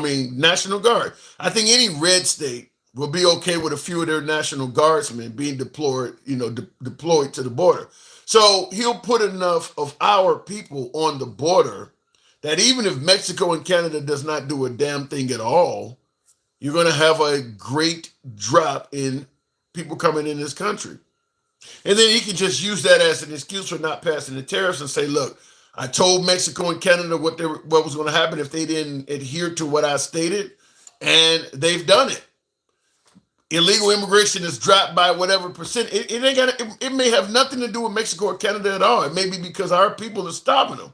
But he can tell you that it was because Mexico and Canada got frightened and no one's coming over. And as a result, I don't have to impose the tariffs. So to folks who voted for Trump, it looks like promises made, promises kept. Because at the end of the day, they voted for him to secure the border. Okay, if it's done by an alternative means, at the end of the day, if the border's secure, the border's secure. If it's done by our guys or if it's done by Mexico or Canada, I think people who voted for Trump are going to be happy either way. And then he can just use that as an excuse not to impose the tariffs after all and brag that Canada and Trudeau of Canada and that Claudia of Mexico, they backed down. And he looks like a hero. I believe that's probably what's likely to happen. Looking in the comments, please tell me how LJ is not credible. I just gave the example of him telling me the whole damn Atlantic slave trade didn't happen because nobody can find any other slave ships. And that there's no manifest showing slaves being brought over. To me, that wipes him from any credibility for me. A black man denying the slave trade took place? Really? All right, let me go back to the box. Dencal, good evening. Dencal, maybe I'm getting it wrong. What do you think, Dencal? Did the Atlantic slave trade, was that a farce? Is that something that people just made up?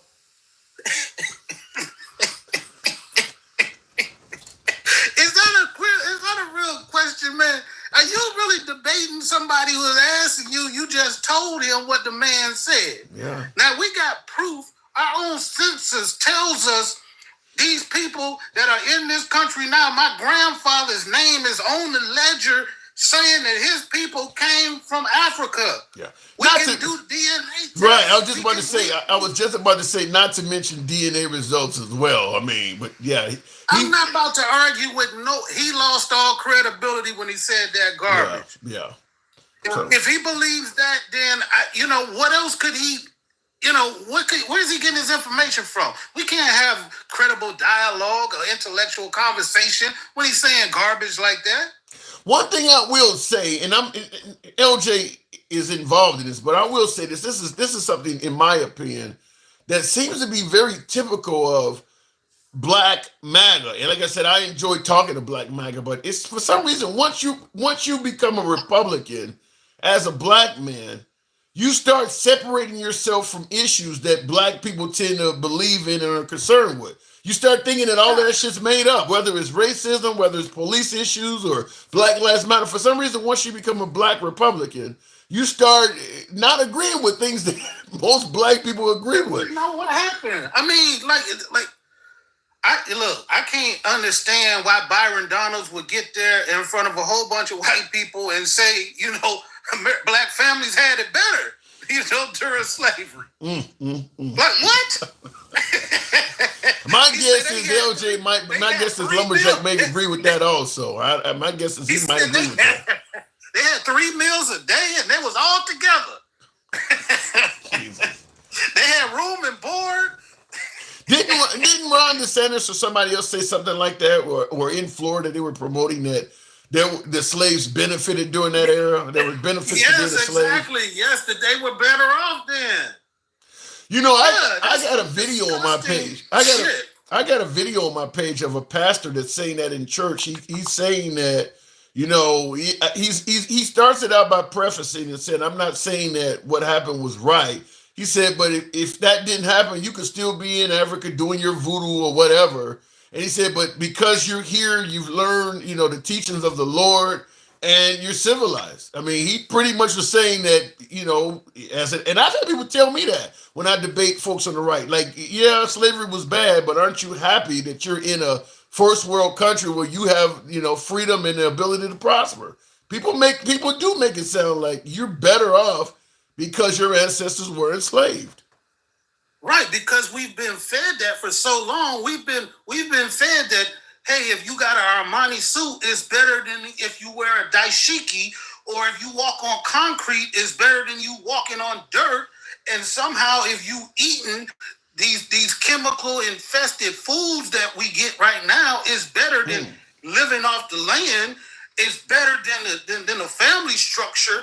Even if you lived in tents, you lived in a good family structure. You had community. Everybody took care of everybody else. They make it seem like that. Yeah. But that's why they whitewash the whole history and make you think like when America's or the Romans, they were the first world when they had all of this advanced technology, when everybody knows all the Roman philosophers went to Egypt to study from all of the everybody don't know that. They don't teach that in school. Biology and psychology and sociology, all of that stuff. They learned about the stars, they learned about the moon, they learned mathematics, all from the Egyptians. That's kind of funny. Yeah, they don't, and that's certainly not something they would teach in schools. That would look. Keep in mind, most of America's history, we've been taught that African Americans do not have as much intelligence. So you can't be teaching what you're talking about. Otherwise, it would go against what we've been told. So that's what you're talking about. That's exactly why they put the image of Jesus as blonde haired and blue eyed, you know, with long hair, and he was, that's exactly what he looked like. The reason why they did it is because representation means everything. But and this is one of the things I've brought up, because once I've said this, once Americans got free from the English, we stopped drinking tea. We didn't want to idolize the Queen. We even stopped honoring Christmas for a while because we didn't want nothing to do with the English. One thing I never understood is why once African Americans got free, they didn't separate themselves from Christianity. Because you gotta think there's no way they forced this religion on you with good intentions. And like you're saying, you gotta wonder what was on the mindset of somebody that wanted to be supreme so bad that they actually changed the color of Jesus. They changed the color of a God to make a point. So I'm surprised African Americans didn't disassociate with Christianity. If they're going to change the color of the God, why would you believe what you were taught in the book? Well, if you got to remember that it was hundreds of years that we were taught this. Yeah. So if you have been indoctrinated into believing that this is the only religion, if you go against it, you're doomed. If everybody's going to hell, if you ever think anything other than what you've been taught in this book, it's going to take hundreds of years to break us out of that. And that's why the church is slowly being pushed back away from a lot of people, because they're learning the truth about things in the internet age where we got a computer in our hand and we can look at all of this stuff and we can know if we want to. But there's still a religion telling you, if you look at this other stuff, you're going to hell. Yeah. But what about now that they're putting it slowly, looking like they're slowly starting to inch it back in schools or inch it into school? I don't know. Was religion ever in schools in America? I don't know because they're now doing it. We know in Oklahoma they're now starting. Do you think that may roll things back somewhat? Whereas maybe America will become... It's going to be too controversial when you have schools down in the South, teaching this, this kind of stuff, but not the schools up north. People are going to start realizing that shit is not right to be taught in schools.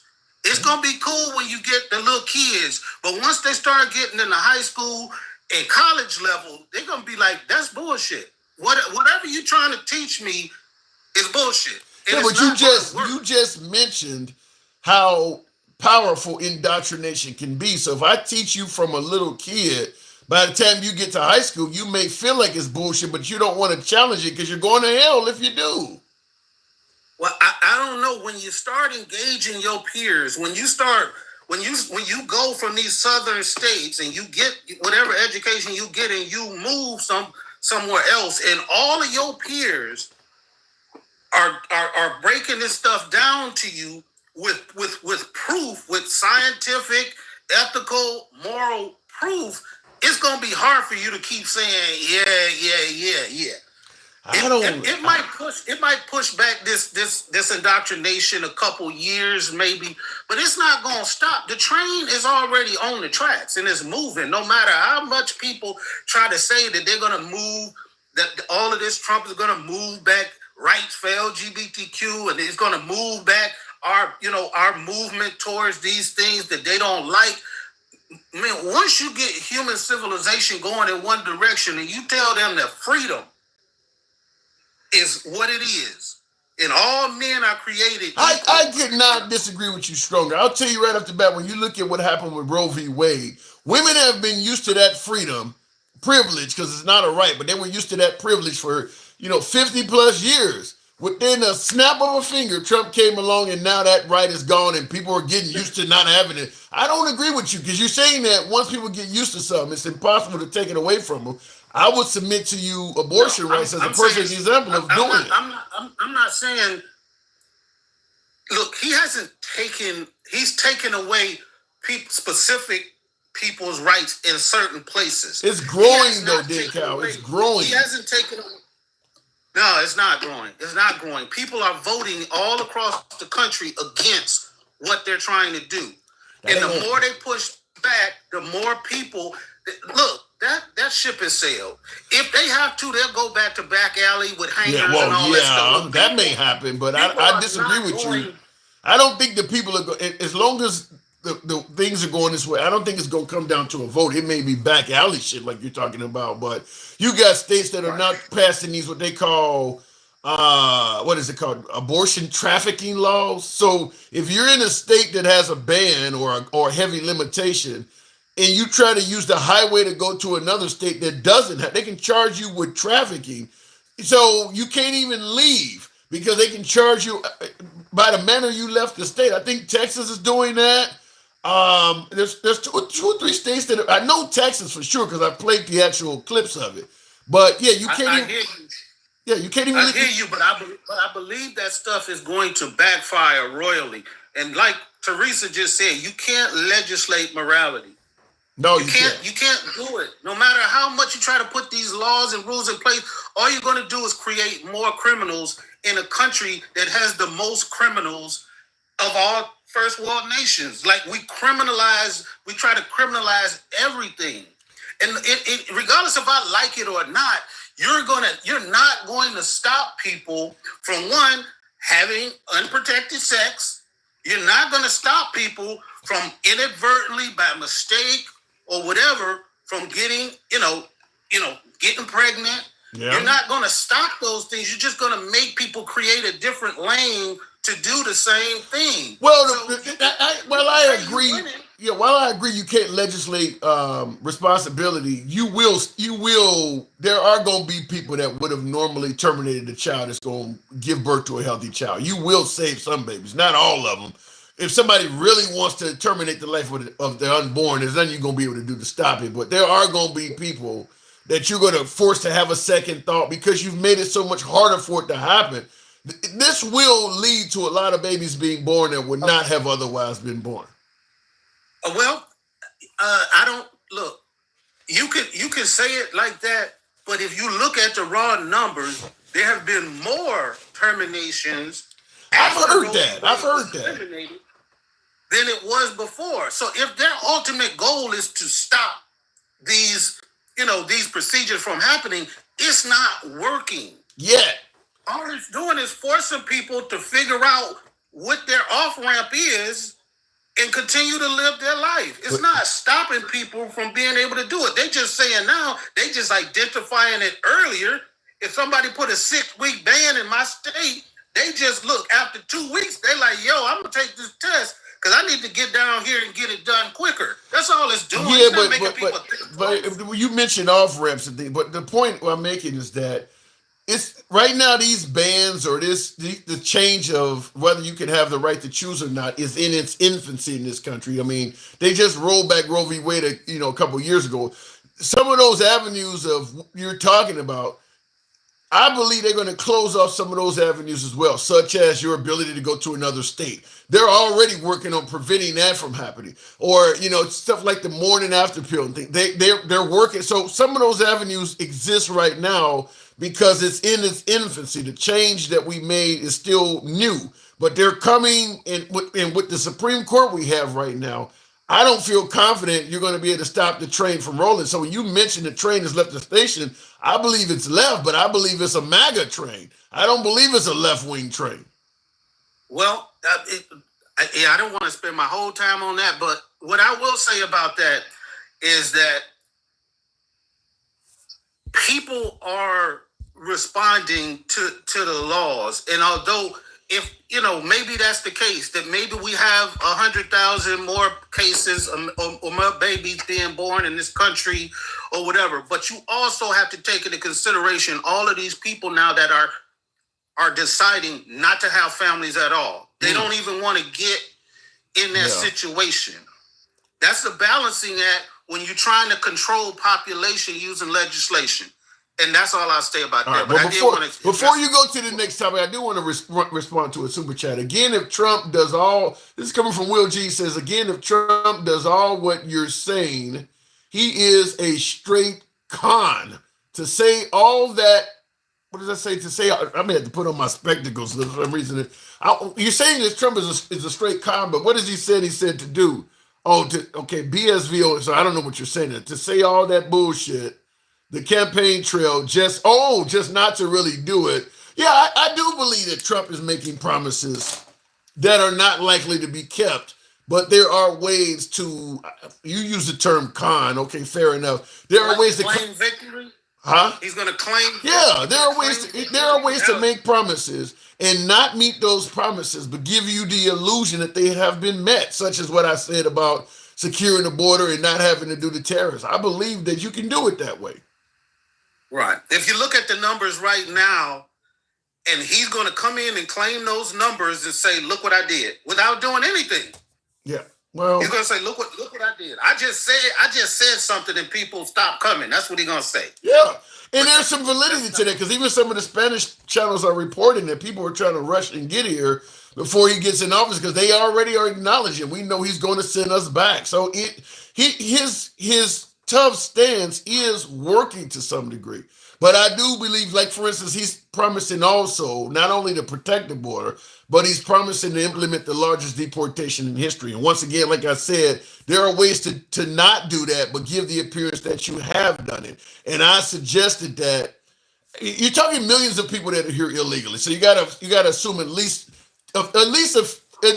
tens of thousands of them have some kind of crime. I don't believe they're all rapists and murderers, but I do believe there's a few thousand bad guys in that crowd for sure.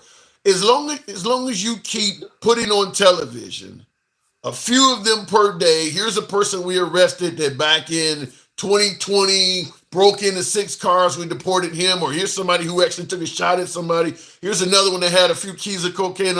As long as you can put 5 or 10 of them on TV per day, I mean, what is 10 times 30? That's 300 a month. That's not many if you're claiming there's 18 million here. But it would look like people are getting, because if you see 30, you're going to think it's hundreds of them, thousands of them. So you are giving the illusion that you are engaging in the largest deportation in history, when in reality, it may be a tiny, tiny fraction. So I do believe his promise of the largest deportation in history will be met. because Biden has lowered the damn bar so easy. It's pretty easy to do more than what Biden was doing. So I believe he'll be very successful. I hope they institute that program that I heard that the new border czar is talking about, where they're going to institute something like $1,000 for every. Oh no, we talked about that on the show the other day. Missouri is offering the bounty where they'll give you. I had callers. Gen X was like, "Give me that $1,000 per immigrant. I'm buying me a Ferrari." Yeah, but they need to do that nationwide. I'm getting paid. And we're gonna have to claim that as income. So hold on, DK. You're telling me if you knew a hardworking, dedicated family was here just struggling to get by, but you knew one of you would snitch. They all got to go, bro. They all got to go. You really would do that? I'm making room for black jobs. I got to look out, man. This is the first time in history black people haven't been subject. That's what they did to us. So you want to do it to Hispanics? Hey, I don't want to do it. I didn't say it. I didn't make it up. Let me give you a completely fictional scenario. Let's just play games with this. It's not fictional. No, let me give you one though. Let me give you one. Okay. You got a grandmother that is not in the country legally. She stays at home and raises her daughter's kids, while the mom, who also is not in this country legally, is out working and they all live in a house together. And the mom knows that you want the $3 or $4 grand that would come along with turning her family in. And she pleads to you. She's on the porch telling you when you got the phone in your damn hand, please don't do this to my family. Now you can get $3 grand by making this phone call. What would you do? They got to go, bro. I got to get that $3 grand, man. Oh my God. Didn't count. No. I am a creation of the environment that I was raised and lived in, man. We can't always be the ones doing right.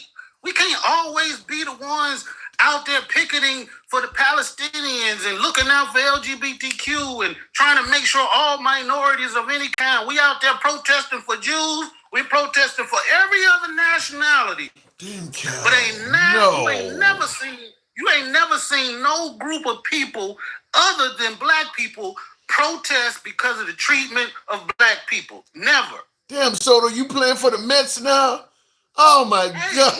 What am I supposed? Tell me what I'm supposed to do. I'm supposed to let them get all of the money? Let them turn in all of the people while I stand there and look stupid? Like, well, at least I didn't say nothing. I understand, we've been taken over, man. We've been taken over, man. These people taking our jobs, man. So they ain't taking mine, not specifically mine, but they're taking somebody's job. Can I hand you a MAGA hat? You starting to sound like MAGA. What about? Look, how much that house that they living in? How much you think it's worth? I might be able to put a bid in on that house. Because I'll be the first person to know it's about to be on the market. Oh my God. You being sarcastic, right? Yeah, hey, just real quick, I just wanted to say about this, about the tariff stuff. Okay. Real quick, people don't understand what tariffs are. They saying that Trump instituted tariffs and Biden kept them. People don't understand that certain targeted tariffs work. But the only way tariffs work is if you have the ability or infrastructure in your country to make up the difference. So we don't. Exactly. So if we gave away our infrastructure to build, to produce soybean, let's say that's one of the products that Trump put a tariff on. China said, all right, well, we just ain't gonna buy none of your soybean. So now all of these farmers are sitting around with rotten soybeans, and they, So you do agree that the tariffs are probably gonna be bad for Americans? Well, not targeted ones. The ones they're talking about, automobiles, yes, because guess what? We got the infrastructure to produce automobiles, and we got to keep those $20,000 EVs that's in China. We got to keep them off the streets of America because our car manufacturers can't keep up. We can't sell cars for $20,000 because we pay our employees too much. So targeted tariffs work, but when you do a blank tariff across all products, and both Canada and Mexico have both promised to reciprocate. And we put 20% on them, they putting 20% on us. The problem is we don't have the infrastructure. They keep saying it's going to bring jobs back to America.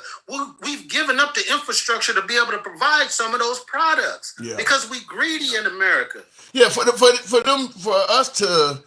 the notion of bringing jobs back to America, I mean, it takes time for that to happen. If we all of a sudden, if we decide we're going to build cars in this country, or we're going to build telephones or laptops, it takes time to open up factories and set up. I mean, that's why I said Trump only got 4 years. He only has 4 years. This stuff doesn't move that quick. Right, exactly. And that's why, and that's why it's taking so long for the CHIPS Act to work, because we had to build the infrastructure, the plants to make those chips. So you think you just gonna put a tariff on somebody and all of a sudden we gonna reap all of these benefits and they're gonna open up these plants? That's not how trade works. Yeah. We've given up those things because we're greedy and we're a consumer economy and we like stuff cheap and fast. So we can't just. You get no disagreement with me. That's the main reason we open up business. You know, everything from call centers to manufacturing plants in places like China and Vietnam. You're right. It's greed. I mean, we sold our country out. You know, sold out the American employee, the American worker, to benefit a very few people who own those companies, to let them get access to that cheap labor, and it cost all of the people like you and me, the folks that actually were going to do it. It cost all of us our jobs. The U.S. economy has went down. And also, with China being an adversary of the United States, we've made them a much more formidable foe because they got enough money to strengthen their military and buy aircraft. That's American money they're doing that shit with. They're doing that with our money. Right. And their people are much more suitable for they can take punishment. Like they are used to being poor. So it's not like the trade is like they're not gonna be like, oh shit, the food went up 20 cents. So they used to being poor. Americans are the ones that even our poor are considered rich in other countries. We the ones who gonna suffer if milk goes up 20 cents or if our gas goes up 30 cents. Like we're the ones who gonna suffer because we're so used to this luxurious lifestyle that we live that we don't want to give up. But a lot of people gonna find out the hard way.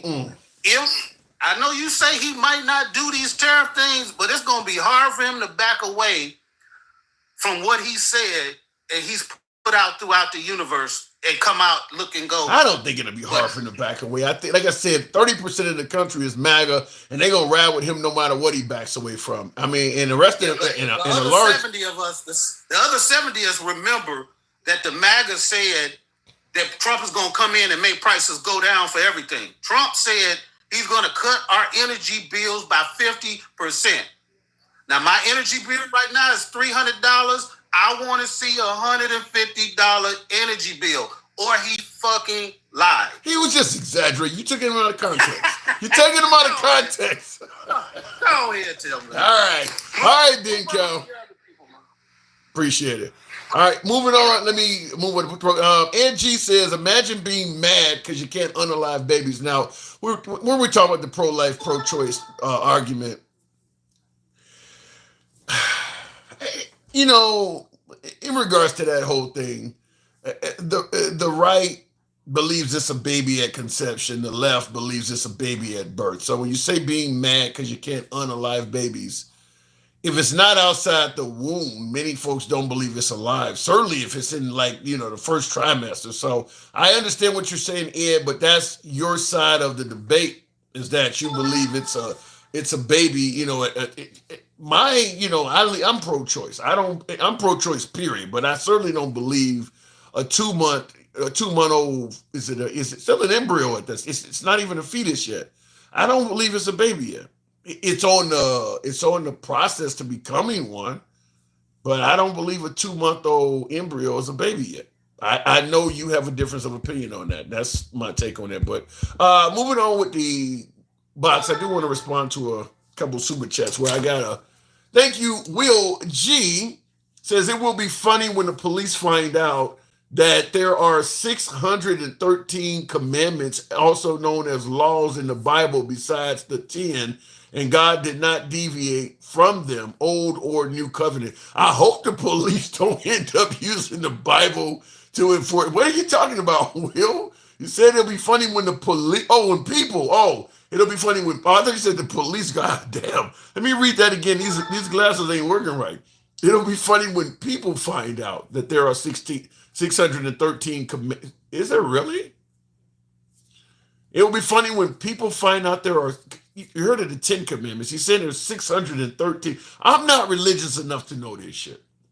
And I don't believe anybody should be forced to learn it if they don't want to. 613, yikes. He also said it's the same bullshit about Trump and the HBCUs. We all know it was bullshit. Talking about him donating money to the HBCUs. He said it was bullshit. He said it would not pass the sniff test. All Trump will do in office is scrub his and his friends' records and make money. Now, I do believe Trump is probably going to end up going down in history as the most profitable White House occupant in U.S. history. I do believe that. And folks, he gave up his salary. He's making a killing. He's making a killing. I can't even drag out all of the damn vowels enough to say it right. He's making a killing in the White House. So I do believe he will go down in history as the most profitable president ever.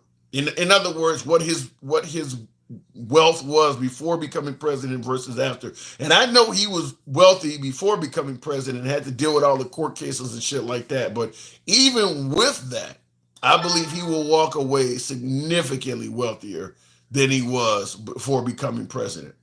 Not that he need the money, but I believe he's making a killing. And obviously Jared Kushner with the money from the Saudis and things like all that's in there as well.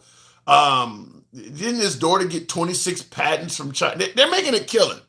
We can talk about Hunter Biden and Burisma. No, the Bidens are making a killing. A real, the Trumps rather. The Trump family is making a genuine killing. Like empire generational wealth from the 8 years that he's going to be in the White House.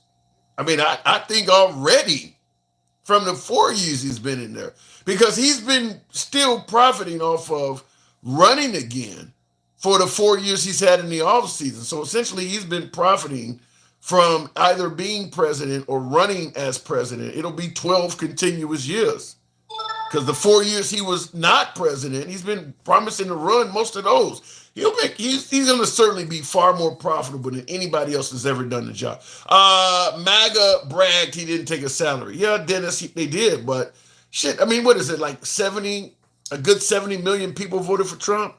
You got to assume at least 60% of those own MAGA hats. Just that alone. I'm not talking about shirts and Bibles and shoes and all the other shit and donations that come along with it, but just the fucking MAGA hat alone. Hell, I'm not even MAGA and I got about 5 of them. Let's say you pay $10 to $20 a pop for a MAGA hat. And probably easily at least, now he got 70 million votes. I'd say at least 40 million of that 70 that voted for Trump own at least one MAGA hat or something like that. Probably at least half. Can you imagine how much money that is? That's just from the hat. And a lot of Trump supporters own multiple hats and multiple, flags and all. He's making a killing. The MAGA merchandise is such a profitable business, as I've said before. You can sell shit on bootleg and make money. If you got a cheap printing press where you can print up Trump shirts and Trump hats, and you can make a decent amount of money bootleg. It's that much demand for that stuff. It is that much demand for that. So absolutely, I think Trump will walk away as the most profitable president in U.S. history. And keep in mind, during the campaign, people weren't paying just $10 to $20 for a MAGA hat. People were donating big money. Like I said, some of those hats, like you could get a MAGA hat with gold lettering on it. Not real gold, just gold colored stitching. You got to donate $50 to the campaign to get it. You get the text message 80810 was on this 80822 is this text messaging. They would send you, Trump would say, I got a new MAGA hat coming out. It's signed by me. It's got little, it ain't really signed. It's got his name stitched on the side. It's a different color. It's not red and white. And they're selling it at a premium. People are buying all of that stuff. People are buying all it. So when they say he's a good businessman, we can talk about the bankruptcies, but I think he is a good businessman. I mean, can you imagine that many tens of millions of people wearing something that has your name on it, making a killing? And I do believe MAGA hats will continue to be popular well beyond Trump's term. I do believe MAGA will be a movement, a symbol of Trump, but also of like Tea Party, further to the right Americans for years to come. For years to come. I believe MAGA hats will be worn long after Trump is gone. 10, 15, 20 years from now, I think there'll still be some people still, that symbol will be around. So he made a killing off of it, in my opinion. Maybe I'm wrong, but in my opinion. Looking in the comments real quick before we move on. Democrats gave $50 to Harris and got no watch. Yeah, but it ain't many Democrats that did that. Like I said, out of Trump's 70 million voters, probably half of them at least got MAGA hats. Nowhere near half of Kamala Harris supporters gave her $50. I didn't donate nothing to Kamala Harris, not one penny. Continue on with the program, though. What's going on, handsome liberal? How are you doing today? I'm doing good, Paul. Thank you for checking in. Appreciate that. That's not being a good businessman. It's using the office. Well, he was smart enough to use the office to do that. And I'll tell you it would not surprise me if future presidents that have that position or run for that position not adopt some of the things that Trump used. His ability to message via the internet, holding rallies even while president still. I believe that there are going to be presidents in the future that are going to adopt some of the ways of how he ran because he was successful at doing it. So you can say it is not you can say it's not being a good businessman, but at the end of the day, if you're making a killing financially and it's legal, it's 100% legal. That's all that's really required in America to say you're a good businessman. MAGA merchandise is 100% legal and it is highly profitable. How is he not a good businessman? Ed G says it's a bargaining chip. China needs the United States money. They only get 1/3 or less for their products from countries outside of the West. Not many rich countries. Yeah, maybe, but I think North Korea, Iran, there have been nations that have shown us, even if you cost them dearly financially, they're going to stick by their principles. We've really made the people in Cuba, for instance, they're very poor in Cuba.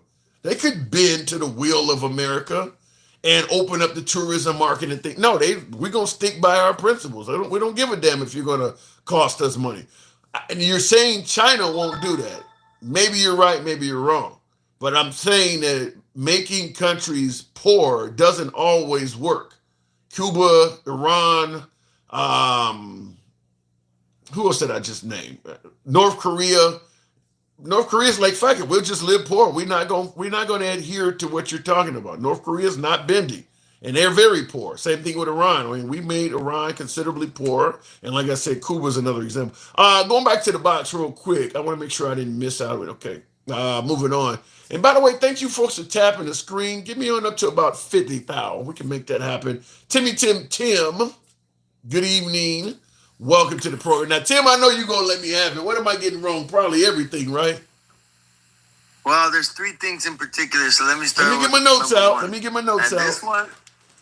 All right, good deal. And I'll ask you about your homework from last week afterwards, but for now, I just want to get to the first one because it's that important, and I'm really surprised you never heard about it before, Tim. I'm really beside myself because you're going to be surprised to hear this come out of my mouth right now.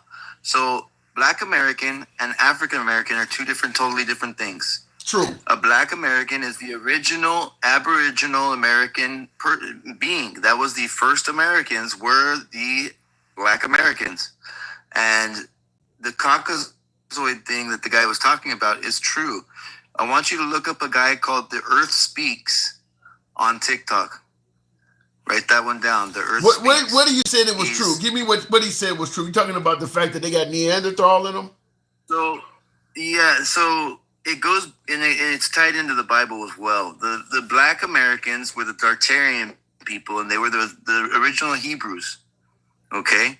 When they say about Egypt and all that, and how, they didn't get Egypt from Egypt, or what, it's because all of that came from the Americas. So you saying, so you agree with him that people of color are the ones that are pure human? Hang on. Huh? No. Yes, I do. They're the original gods and goddesses of Earth. Okay. And that's the big lie that has been told to us all these years. Now, as far as the let me make sure I'm getting. I'll let you continue, but let me make sure I'm getting clear. So you also agree that whole blue-eyed Jesus thing is a lie as well. Yes, Jesus was definitely a black man. Okay. Wow. All right, keep going. Okay. Well, I really do want you to check out The Earth Speaks. You'll love that guy. I see Furback. Yeah, I see Furback in the comments said he follows him as well. So I'll definitely check it out with Furback in there saying that as well, backing him up. But keep going. So let Furback know that he can go back and let Mr. Earth Speaks know that I went in here and I did my part. Anyway, no, it's just a thing that I have. And that's the name. Is that the whole name? Earth Speaks. The Earth Speaks. THE. The Earth Speaks. THE. Earth Speaks. I'll look him up. Right after the show. All right. What else you got? And he goes live all the time. He's always talking about it, and he shows facts and he shows receipts and he proves it how they lied about history. The American Indians that they talk about, those are not the indigenous people of Americas. They're not. And as you go through, he'll show you the hieroglyphics and everything, man. It's just go ahead and check him out. You'll see what I'm talking about. Is he a black man? Secondly, he's a black man. Okay. He's that man. Yeah, I guess he would be. All right, fair enough. Keep going. What else you got? So what's real key on that to know is that what black people have to do is they have to run a history of their last name. Okay, and if there's a mixture in your history of either Haitian or African or anything like that, it doesn't necessarily discount you from the situation, but it does kind of put you in a different category than the Black American because. But hold on. How can you run a history of your last name when it was taken from? Like, for instance, I know my last name has nothing to do with wherever I came from. I mean, often they were named after you took the name of the slave owner, did you not? No, bro. See, here's the thing. This is why I didn't want to go too deep on this, Tim, because I don't want to flip you out too much, okay?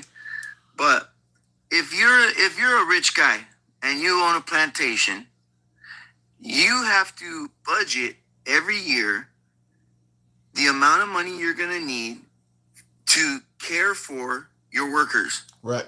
Your slaves, yeah. And that's an expense, right? Tell me what business owner would torture his expenses.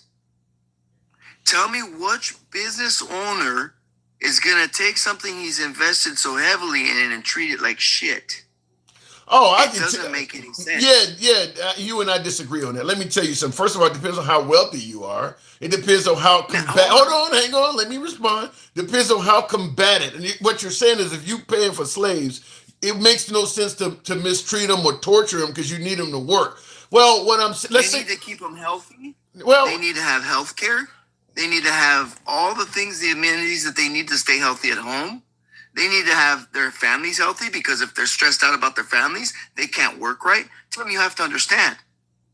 There's no man that can live that way. You didn't hear what I said. No, okay. You didn't hear what I said. Now, I said it depends on. Hold on. It depends on how combatant that slave is. If that slave is trying to escape, they're going to abuse that slave. I don't care how much they're paying for it. If that person is making them chase them and they're trying to run or they're fighting back, they're going to abuse that person. Before we go down that road too much, because I don't want to go that far down the road. Okay? But am I not correct? Am I not correct that folks? Yes, you're correct on that. But here's why I was saying that. Because it's been proven through history that the transatlantic slave movement that was happening was all being controlled by Africa, and we were being the consumer. So I'm not defending anybody, but they were African people being from Africa. Okay, so beyond that, I'm not going to go any further because I want you to look it up and go do your research on that guy now and see what I'm talking about, and then make your own conclusion. I don't need to. But you don't agree with Lumberjack that suggested that the trade never happened because there's no slave Not ships. Okay, all right. No, that's. Okay. I think that was a weak argument that he was using because the argument you were using that day was really weak too. So he was trying to match your weakness. Bullshit. He meant what he said. He wasn't trying to match my weakness, whatever I don't even remember what I was talking about because he threw me off by saying the slave trade didn't happen. He wasn't trying to match my weakness by saying no dumb shit like that. He meant that. Okay, now the next thing I want to correct you on is this, and it was Twisted who said it. There are no graveyards of thousands of cars, of Chinese electric cars that blah, blah, blah. There is a Chinese manufacturer. I was trying to think of the name, and I almost had it on the tip of my tongue, and then Dan Cow came on, and I had to shut everything out after that because I can't listen because I get so angry. But there is a company that makes cars in China that are electric cars that are superior to the Tesla by far. There are no graveyards because they're made to order on every car. And it takes them, I think it's 7 days or 8 days for them to make the car complete from step one. Is it cheaper too? It's cheaper. Wow. And it's a much more reliable car.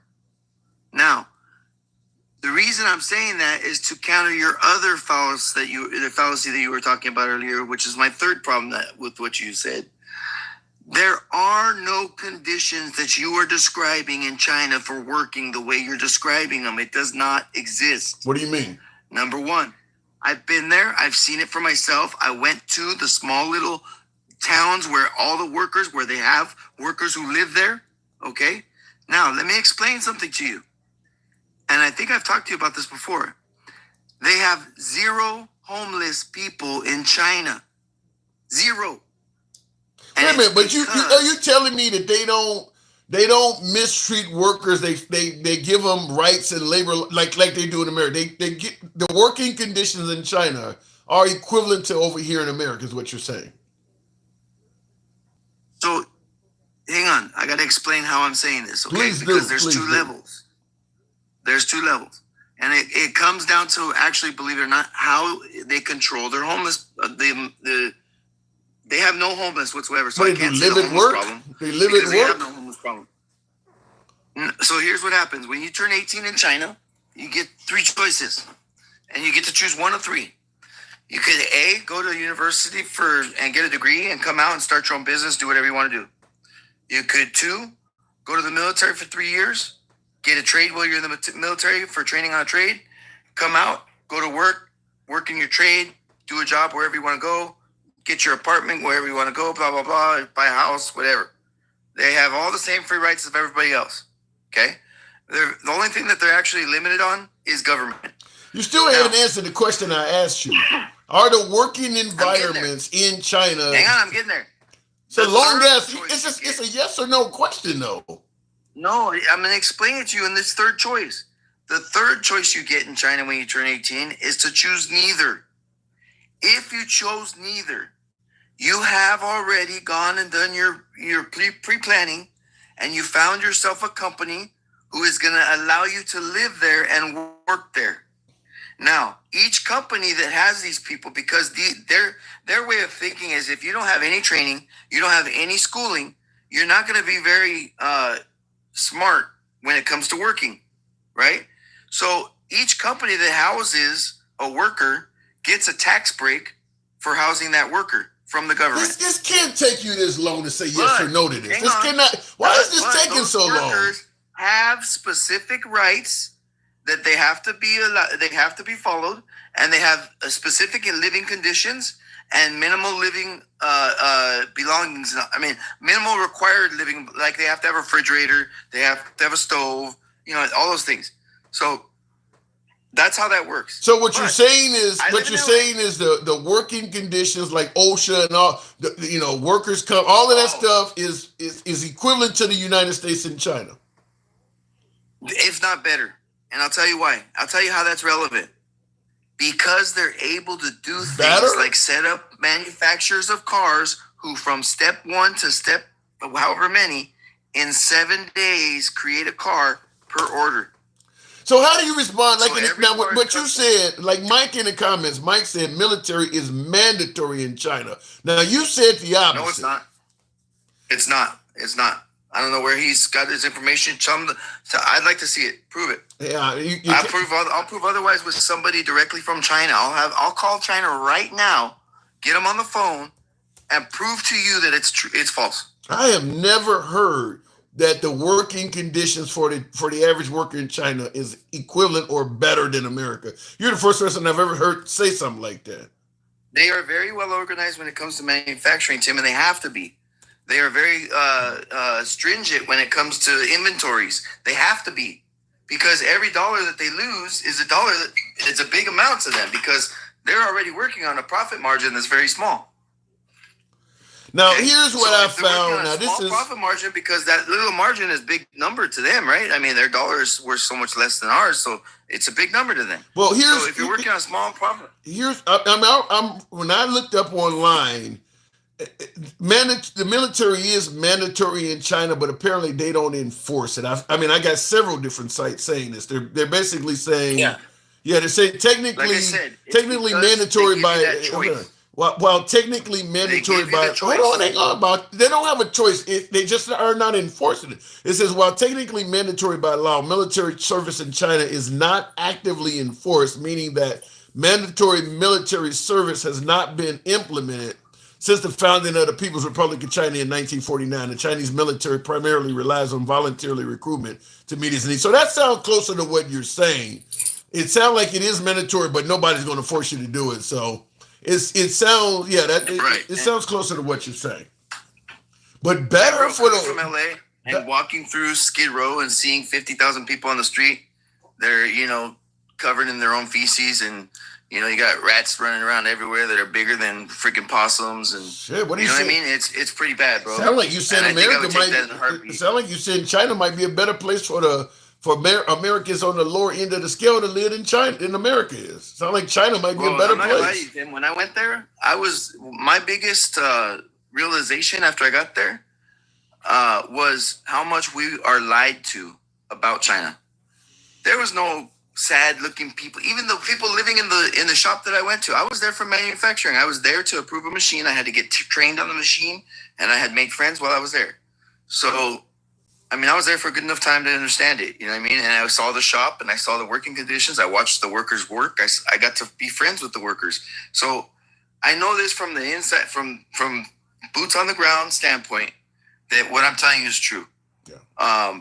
And this is a much better conversation than what we normally have. And I will tell you this. Yeah. I agree with you 100%. I think everybody would agree with something you said about once you went to China, you realize how much we're lied to about China. Fact is, I don't really give a damn where you go around the world. America lies about other countries. If you listen, because I remember having this debate with somebody when I used to call into Fox News and talk to John Gibson and Tom Sullivan back on Fox News Radio. And when Obama was about to get elected, and I used to tell them, if you listen to you folks, you would make it sound like America's the only capitalist country on earth because everybody else gives universal health care, which is what Obama was promoting back then. But yeah, America, the way America describes we're the best country on earth. Nobody's better. You're right. We do lie. People think Africa features nothing but black people with flies on them. We do lie about a lot of countries.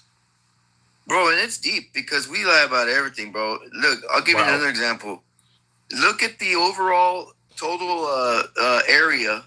Calculate. You can look it up on Google. Look at the total area of Africa and look at the total area of the United States. Look at the total area of the United States and look at the total area of South America.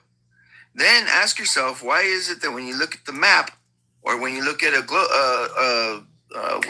globe, why is it that America is so big and the other ones are so small? Wow. What he said, we actually portrayed ourselves as a big landmass just for bragging rights or Yes, something? we portrayed ourselves as bigger just to look like the bigger, badder country on the world, bro. I swear to gosh. It's completely true. It's insane. Now, shit, I forgot the last one that Dan Cal said that I wanted to freaking rebuttal him, and I can't remember what exactly. Well, people are agreeing with you in regards to this stuff. I got to move it on, but this is the best conversation I think I've had with you. I learned something. I think I learned something. I certainly got things to look. This is the best conversation I've had with you, man. Appreciate it. Okay, well, thank you, bro. I like that conversation too. But hang on, don't leave yet. Real quick, I got to move on. Real quick, I got to move on. Did you do your homework from last week? No, I did not. I had car problems. Bro, write this down. Write this real down. Quick. Give me what you got. I already got the Earth Speaks I got to talk to. Well, go ahead. Rodriguez versus Ray Donovan. What am I looking for?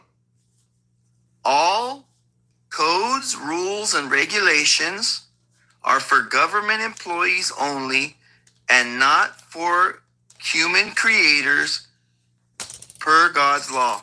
That's what the Supreme Court decided. Look that up. Now, Cruden versus Neal. Here's another one. Okay, you're giving me too much, man. Give me one at a time. We'll talk about the next. We'll talk about that one on the next conversation. These three laws that I'm trying to tell you right now are the three laws of salvation. They're important as hell to everyone. Okay, well, if you know these three laws, there is no way they can ever arrest you unless you have a victim saying that they're your victim. You fucking up a good conversation. Now, you were on to something until you did this. You're fucking up a good conversation. Quit. I think you're fucking up a good conversation, man.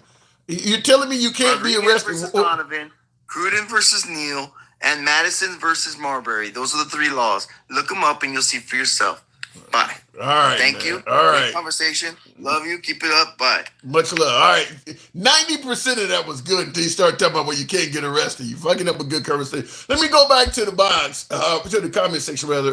And I see Dennis Calhoun, you said they breed more dummy when he was talking about you wouldn't mistreat a slave, because you got to pay so much money. Why would you mistreat your slaves when you need them for labor? And he says they'll just breed more, which is true. By the way, breeding itself is mistreatment. Because he was trying to say, look, if you own slaves, the cost of it and all of that, why the hell would you torture or mistreat someone that costs you so much to keep? Well, like what Dennis Calhoun, breeding itself is mistreatment. It's not like the girl that is being bred has a right to say no or refuse consent. Who knows how long it may take that individual to breed another slave for the master. She may get, you heard of the phrase running a train or something. That's literally what's happening. They may send a guy in there, 20 days straight until they think that she's been properly bred. This is that's torture. That's torture. Just the breeding process alone is torture. So, the idea that a slave master would not torture a slave makes no sense to me. Not to mention self-pleasure is another one. Let's say, for instance, a guy is fortunate enough, because only 1% of whites owned slaves back then, but let's say he does have enough money and he's out purchasing some slaves at Times Square, and one of them just happened to look attractive to him. He may purchase her solely for that reason. Person might be 8, 9 years old. They didn't wait till these folks were of age. If a slave is 6 years old and you decide to have there's no law going to come after you for it. So you can assume that acts of pedophilia were rampant during that time. So the idea that nobody was being tortured is crazy. Dennis says he thinks he understands Chinese thinking. Well, he said he lived there. Or he went there, not lived there, but he went there for work, Dennis Calhoun. He said he went there. He said he should move back to China. I enjoyed the conversation with him. I wouldn't say he should go back to China. Damn. Real quick in the comments before I move it on. Will G says there are historical books that say the Aboriginals were described as copper-colored people, meaning dark brown, almost black. So, so it almost sounds like you also agree with some of what my last guest was saying. That was a good conversation until that part where you started talking about you can't be arrested. Other than that, I thought he was doing a good job. Will G also says they say Trump didn't take a paycheck while president. It says he donated his check. True, meaning it was a tax write-off, meaning he got it all back tax-free. Trump ain't shit, says Will G. Yeah, if he donated his paycheck, I'm sure he wrote it off. That is a good point, Dad. Okay, you donated your presidential salary, but then you write it off as a tax deduction, and for the most part, you don't lose any money. You can be guaranteed that if he donated his presidential salary, it certainly appeared on his taxes that he made that donation. So, well said, Will. Going back to the box real quick. Folks, tapping the screen. Get your boy on up to about 60,000. I would also say that we're here Monday through Friday for you folks who may be hearing the program for the first time. This is a free speech program. We don't block, ban, or censor anyone. We go left to Bernie Sanders, so I'm having dinner with Q. Everybody gets to speak on the program. You can be critical of anybody in the comment section up to and including yours truly. If you favor that type of dialogue, going to ask that you follow the program on TikTok, subscribe on YouTube if you will. We're here Monday through Friday. We're MAGA friendly. Always have been MAGA friendly. Always will be MAGA friendly, but liberals are welcome as well. Good evening, Dean Withers Group. Going back to the box, we'll continue on with Boom Bap Rap. Is that what that says? Copper oxide is green. Maybe they were sick. Brandon, now when he said that, it said that the Aborigines were copper color. He points out copper oxide. But they didn't use oxide. Copper oxide is green. Maybe they were sick. But that is funny there, Brandon. Okay, if I'm freezing, give me a moment. I'll switch over to Wi-Fi for my TikTok audience. Somebody said you're saying it's freezing there, MAGA reacts. I'll switch to Wi-Fi if that helps. But everybody else is saying it's good, so we'll see. Copper tone, well, that's the sunscreen. Looking in the comments real quick while we're switching to Wi-Fi, there are countries who have slavery right now. Lotus Flower, yeah. I mean, some would say the American prison system amounts to slavery. I mean, at the end of the day, if you're charged with a major crime, whether you committed that crime or not, the system has the ability to give you no bail, and you are held and potentially forced to do labor while inside until your case comes up. I'll use O.J. Simpson because that's somebody everybody knows. Now, O.J. Simpson, I believe he committed the murder that he was charged with, but at the end of the day, he was found not guilty. Yet he spent like 3 years in jail because he was, the whole Bronco chase scene he was running. But when they caught up with him, they locked him up with no bail. He spent 3 years in jail for that, and he was found not guilty. So he literally did 3 years for nothing. For nothing. They held him until trial. And now, like I said, I believe O.J. Simpson was guilty of that. But there's a lot of Americans that do not have much money. They go in with a public defender or whatever the case may be. And because they cannot make bail, they spend that time in county or wherever, in the county jail or wherever, until their trial comes up. If they're found not guilty, they don't get any of that back. You could be in jail for damn near, anywhere between a few months to up to about 3 years waiting for your trial to come up. When you're found not guilty, you don't get any money for those 3 years you did, unless you're going to sue and try that route. But for the most part, you've lost all of that time in your life, your kids. If you got bills, you definitely have lost your job by then. All of that. So, and like I said, while you're in there, they may be forcing you to do labor. So some would say that we kind of still have slavery in this country. Or they just call it something else. It's just different now. Because our penal system, I think we all can agree that plenty of people get locked up, and either prison is not the solution of what they're going through, or they should never have been locked up in the first place. Or we can talk about Biden's crime bill. That's come up in political season often, where people got locked up for these draconian periods of time. They all are required to work once you're in prison, they require you do some labor. And they don't pay you shit for doing it. What's the difference between that and slavery? You can't leave. You're forced to work, and for the most part, you're not really paid a damn thing. Nickel, 10 cents an hour, whatever the hell it is. Everything you buy while you're in there is marked up. There's restitution, so they're actually deducting money out of that 10 cents an hour you make. I mean, it's slavery. That's about as close as you can get. That's going on right now. And I do believe the largest deportation in history is going to provide us with a lot of slaves. Until them people are deported, they're going to be in that system working for free under all of the categories I just mentioned. You're going to have a lot of Hispanics, for the most part, being.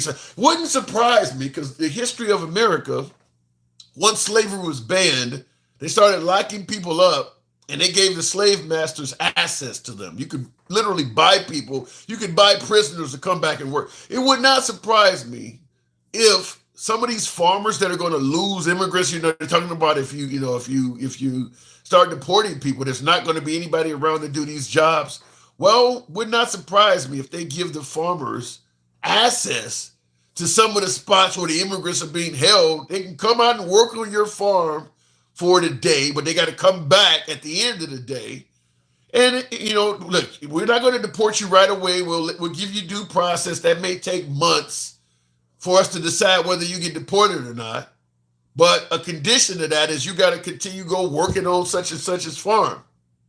Well, the farmer is paying the government, so they're profiting, which will give them an excuse to delay the process on whether to deport this person or not, because they're making money off of them. And then at the end of the day, just send his ass away. I can really see that happening. Hopefully, I'm got to create holding areas for all these people that are getting deported, and that would be a perfect area to allow farmers to pinch off some labor.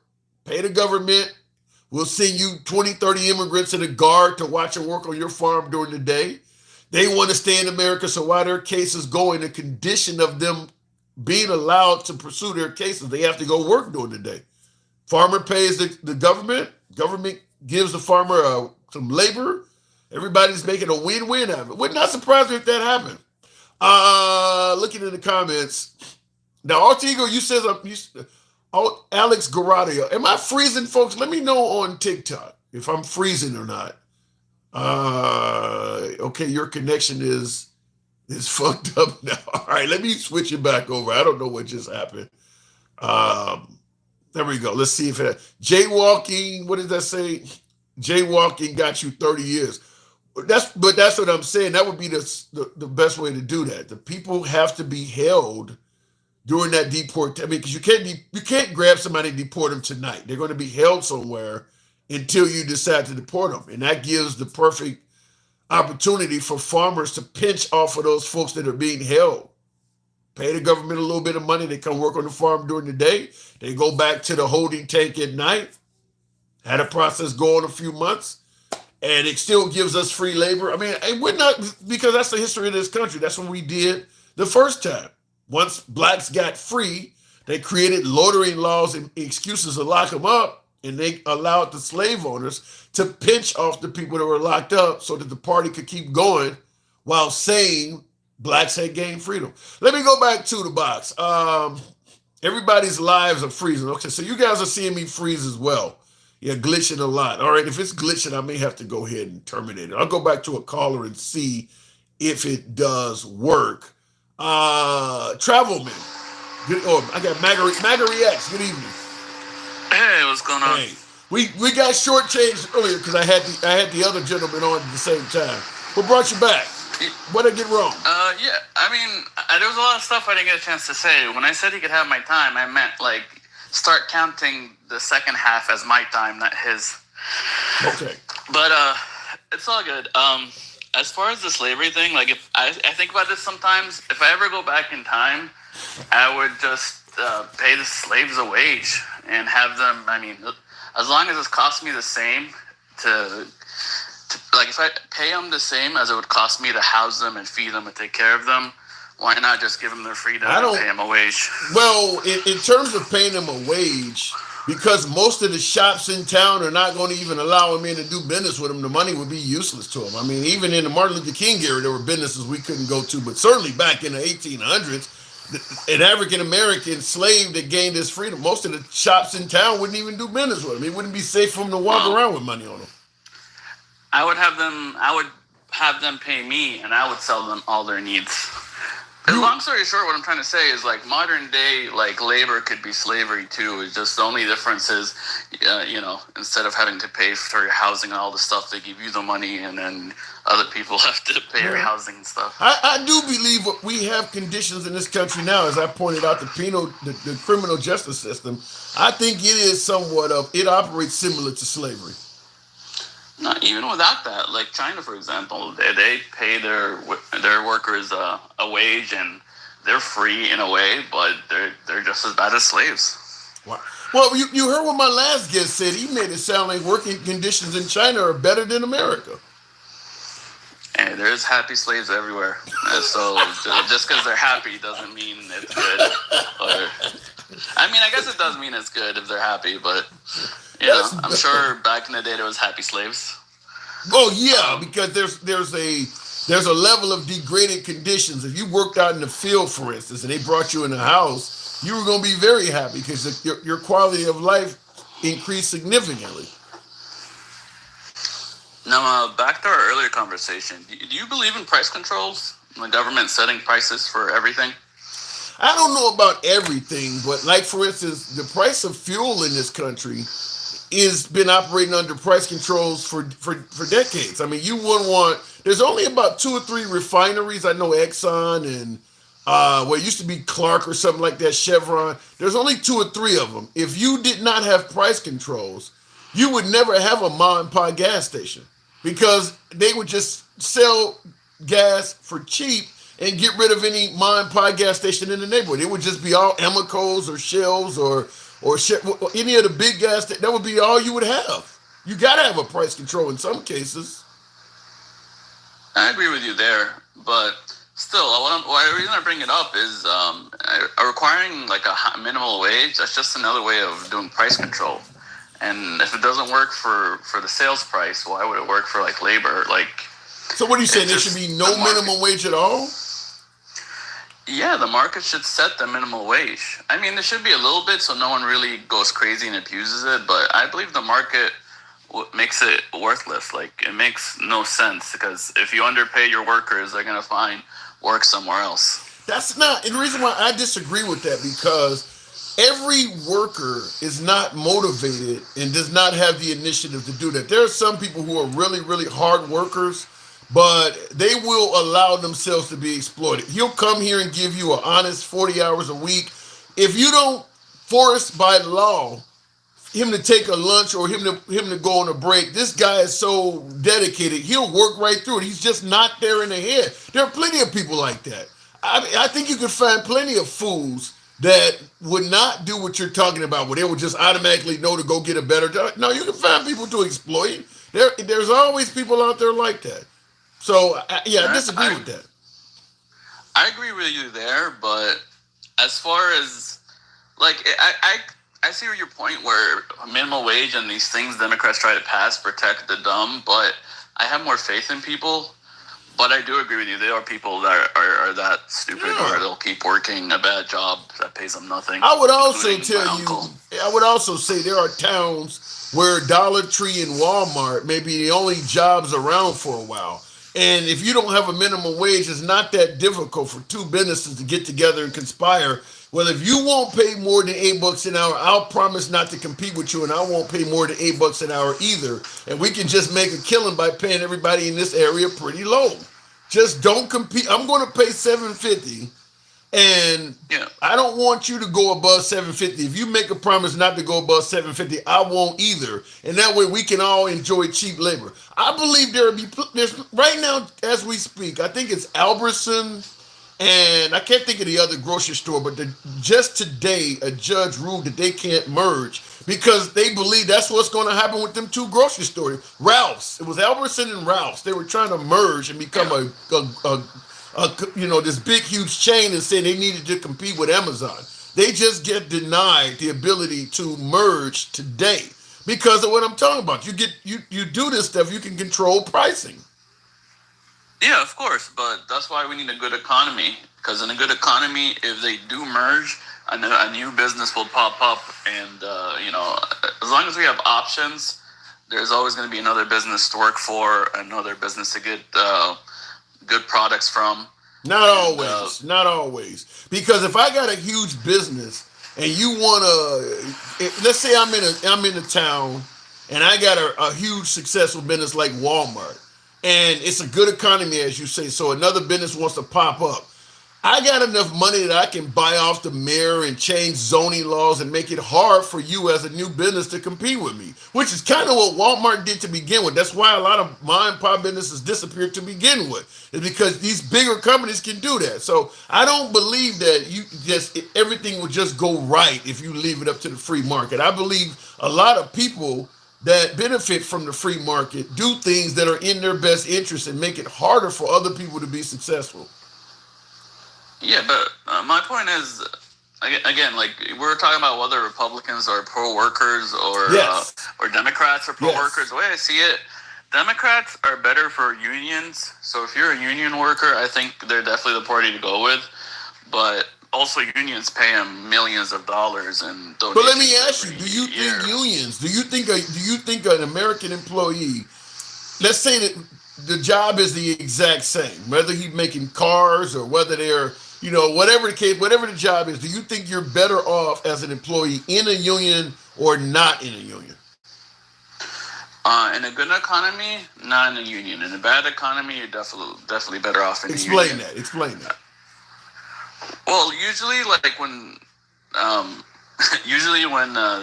there's strikes and all these major things are usually in a bad economy. Like there were not a lot of, as far as I remember, there were not a lot of strikes in Trump's 4 years. A lot of them were a lot of other strikes were on the news in the last 3 years under Biden. So in those years, all the unions came out and protected their workers in the bad economy to make sure, that businesses don't skimp out on the workers to, survive a bad economy. But in a good economy, you don't have to pay union dues and everyone gets paid good because there's options. If your company's not paying you well, you find another company or you start your own business. But that's in a major city. I can see what you're talking about. But like I said, if you live in a small town or rural area, it ain't always other companies you can just go find a job in, even in a good economy. It ain't always other jobs. That's big city type stuff. Where if you're doing this and you don't like the employer or they're not paying you right or something like that, you can go on the other side of town and get another job. And you live in a small area, those options ain't always there like that. I mean, you might be doing something where there's no other business for several hundred miles that do what you do. So, and that's most of America. Most of America is not big cities. Then you work on your own. I mean, I still think in a good economy you have the option to work on your own to do other things. Yeah. I mean, people are. I don't know. There's a lot of situations where in a good economy, you'll find ways through things. I don't disagree with that, but here's why I totally disagree with you saying that you're not better off in a union during a good economy. The union protects you from a whole lot of other standpoints, such as wrongful terminations. If you're working for an employer and let's just say they don't like the way you look, maybe I don't like white guys. So all of a sudden I come away. If you are not in a union, it's up to you you can either call the EEOC or you can hire a lawyer. It's on you though. But when you're in a union, you have a steward, you have people that are willing to fight to make sure the employer doesn't violate the contract. There's all types of other benefits there that are going to benefit you whether the economy is good or bad. Let's say, for instance, you're late to work and I go, well, you're late today. You were late 3 years ago. Get out of here. You're fired. You'll never be able to get away with that in a union job. I mean, there's a ton of other protections for an employee that you get in a union that you don't get when you're just leaving it up to the employer to treat you right. And that all comes at a price. You have to pay union fees and other things. And not all situations you could have a union. Not all jobs are set up for that. But it all comes at a price, and it's basically. What job is not set up for a union? What job? What do you mean you sit down? I mean, you got people who work like Ralph's grocery store clerks are part of a union. You don't need to be making a ton of money to be in a union. So what do you mean not? Yeah, No, all your examples are all big businesses. Where I'm thinking more on a small business. Like my business, only 3 to 5 workers, and this country is made up of a lot of small businesses in big and small cities. And you're not gonna have a union when the whole company is 5 people. if let's say for instance you work for, let's say somebody owns an Ace Hardware, and the owner only has 20 employees, you could have a hardware union where okay, your employees that work for your 10 people are in the union, the hardware across town, it's a union that represents all of them. You could still even small business could have a union if you do it right. Yeah, I guess you're right. Yeah. I don't know. I live in South Florida. We don't have a lot of unions down here, so I don't have that much experience with them. But from my understanding of them, it is protection for dumb people, and some people don't. It's also protection against bad employers too, because if you work in a union, you tend to know what your raises are going to be. You don't hope that the employer is going to give you a raise this year. You tend to know what the steps are. I mean, there's a lot of things that are known if you work in a union, but if you work for just an employer, it's kind of up to him. Like I said, you're late today, you were late 2 years ago, you out of here. If you work in a union, you already know if you're late, you get a write-up. If you're late again, you get a verbal. If you're late again, you're fired. You know the steps. You know all of this stuff. But when you work for an employer, they can change the rules all day, every day. They can force you to, okay, well, I'm going to fire Sally, and you're going to start doing her job and yours. In a union, you can't do that. I mean, so we often focus on, in a union, it's hard to get rid of lazy employees. But what we don't focus on is that if you don't have a union, it's real easy to mistreat good employees. We don't focus on that. Yeah, like I said, it's good to have when things are bad, but when you have a good business and a good boss and everything's good, it's just waste of, I don't want to say waste of money, but it's it's good for in the bad times, but in the good times, I feel like it's just another cost that you could you could skip. Have you ever worked for a union? Like I said earlier, no, I've never had that much experience with it. That's probably why you're saying. But I do. If you work at a union, if you ever worked at a union job and then you did the same job for a company that didn't have a union, I think the whole conversation you just had with me would go away. I mean, and again, it works better for like big companies. Like the only union I have experience with is air traffic controllers, because a lot of my friends are air traffic controllers, and I could see why that union is sweet to have, because they give them so many perks. I mean, that's one of the sweetest jobs I don't most think people don't know. the only way as an employee you are better off without a union is if your whole career you work under a boss that's going to properly reward you, that is not going to mistreat you, that is not going to be a bean counter, or that's the only way that it's better for you to be in. Also, go ahead. Sorry. Also, if you're self-employed, which a lot of people. No, then you're not working for anybody if you're self-employed. Yeah. Yeah. But if you're working for somebody else, in my opinion, you are literally always better off in a union than you're not. And when you talked about union dues, for instance, look at the salaries. Look at how much a person in a union makes compared to how much a person that's not in a union. The money they pay for union dues, it is easily coverable. They make a lot more. I don't care if you work for UPS versus FedEx, if you work for Southwest Airlines versus Delta. I'm giving you companies that are in unions versus companies that are not. It's a big difference in pay. I understand, but like the original question was which party is better for workers, and a lot of workers are self-employed, and I think Republicans are better on workers in that way. If you're self-employed, if you have a small business, their benefits to the economy help you more directly. And even if you're in a union, a good economy will help you better than the Democrats, who care more about, like the Democrats will care about passing a minimum wage even if the economy's tanking, because they care more about these protections and actually. Yeah, but here's the problem. You're talking about the Democrats are pushing minimum wage when the economy is tanking. When Trump was in office, he was bragging that we had the best economy we've ever had, and he still wasn't talking about doing the damn thing about the minimum wage. Because it's not necessary. The market will adapt. And like I said earlier, with minimum wage, it has to be set like city to city. You can't set like a national minimum wage.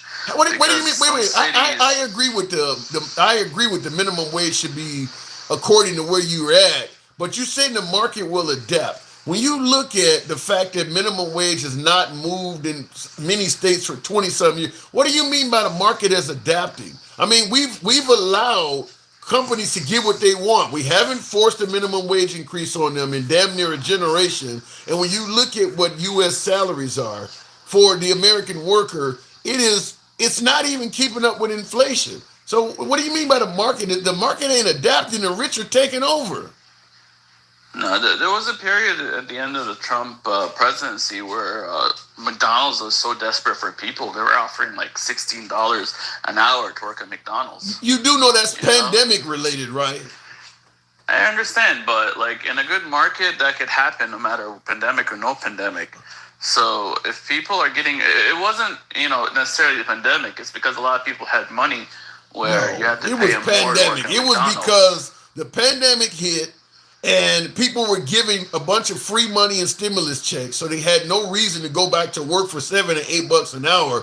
So to incentivize people to come back to work, they had to pay them decent. That's the only reason those fast food jobs are paying money like that. Yeah, I understand, but like it had to do more with the money in people's pockets. So if there's another good economy where a lot of That people have wasn't, money, but that ain't based on the good you economy. have to pay them more to work. Yeah, but that ain't based on the good economy. That's based on the fact that they were giving people free money during the pandemic. Had nothing to do with the good economy. Yeah, I understand. It had to do with the money. That's what I'm saying. My point is, it has to do with the money. Like either way, like if people, I don't know if what you're everyone talking about. gets You're like a losing me. $10 reduction in wages, everything will become $10 cheaper. And when you raise wages by $10, everything just going to be more expensive by $10. Here's what I don't want. So I hear what you're that's saying. why minimum wage. Yeah, I hear what you're saying. If you raise minimum wage, everything's going to go up to match. But here's the point. Here's the problem, though. Okay, we're saying, listen, if you raise minimum wage, it's just going to make the cost of a burger go way up or whatever. Okay, so what happens if you don't raise minimum wage? What happens if you keep minimum wage the same for 20 years? Is the price of everything going to stay the same? No, we've seen what has happened. Shit's going to go up in price no matter what. And then you'll have to pay employees more money because if they can't afford to live, they're not going to be, if they starve, they're not going to be able to come into work. So, like, you have to pay employees what they need to survive. Like, where does that happen in that? You know, where's that happening at? What do you mean? Dead people don't work.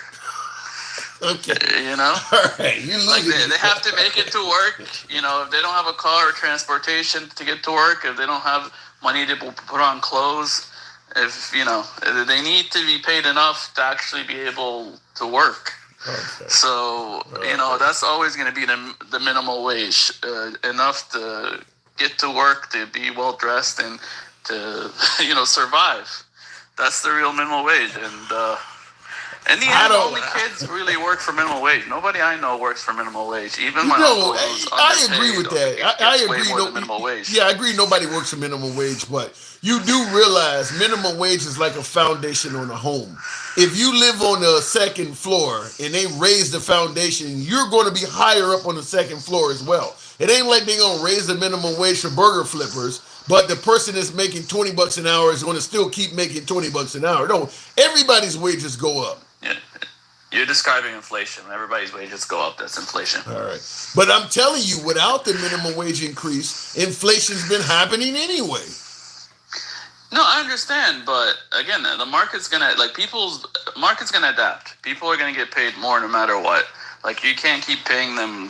All you're doing by making you can. You sure can. You're keep winning paying votes. You sure can keep paying them the same. I mean, that's the reason why minimum wage stayed the same. I want to be to hire somebody next year and not pay them any more than I'm paying them this year. I want to be to hire a new employee 5 years from now, and I want to be to pay them the same I'm paying an employee today. They have been doing it. They're not paying people more. No, I mean, there's a certain point where the work is just going to break. Even if they're dumb and they'll work for nothing, there's going to be a certain point where they can't afford to go to work if you don't pay them the right wage. That's happening now. That's what people are complaining about. I would love to see an example other than like someone like a kid getting paid $7.50 an hour. Okay. All right. I got to move it on, Mag. We're not going to agree on this one. I don't know why. You should, but I got to move it on. I think there's better things we need to address than minimum wage. I really think it doesn't solve anything, is what my point. Okay. And I think keeping it the same for 20 years ain't solving shit either. But I got to go. Because it doesn't matter. It doesn't matter. If it was really hurting people, they would fight for it. But it really doesn't matter. It just wins votes. All right. That's all it does. Okay. So you talk about transgender. That is what doesn't matter. Anyway, let me move on. Why is this so hard? What am I not explaining it right? Why is this so hard to understand? I mean, he's saying that raising the minimum wage doesn't matter. Like I just stated, let's say you are paramedic. Let's say you're a paramedic in small town. Alter ego, yeah. Appreciate the hat mustache. Ish. Thank you. Thank you for somebody supporting the program. Thank you. Appreciate that. Thank you very much, Alter Ego. I haven't seen any support coming from the TikTok side in a while, but thank you. Let's say you're a paramedic. Small town paramedic, you're making $19 an hour. Suddenly, they raise the minimum wage, so a burger flipper goes from, see, Osby, thank you, yeah, shout out to you. Suddenly, the burger flipper no longer is making $7.50 per hour, and they raise it up to, let's say, $12 an hour. Raise the minimum wage from $7.50 to $12 an hour. You think the paramedic that's making $18, $19 an hour is going to... No, they're going to raise his salary up too. That's what I said. It's like raising the minimum wage is like raising the foundation on a home. The whole thing goes up. So people that are on the upper floors of the home, they're also going to get lifted. So people keep saying, well, you raise it, it's not meant for burger flippers to live off of. That's fine.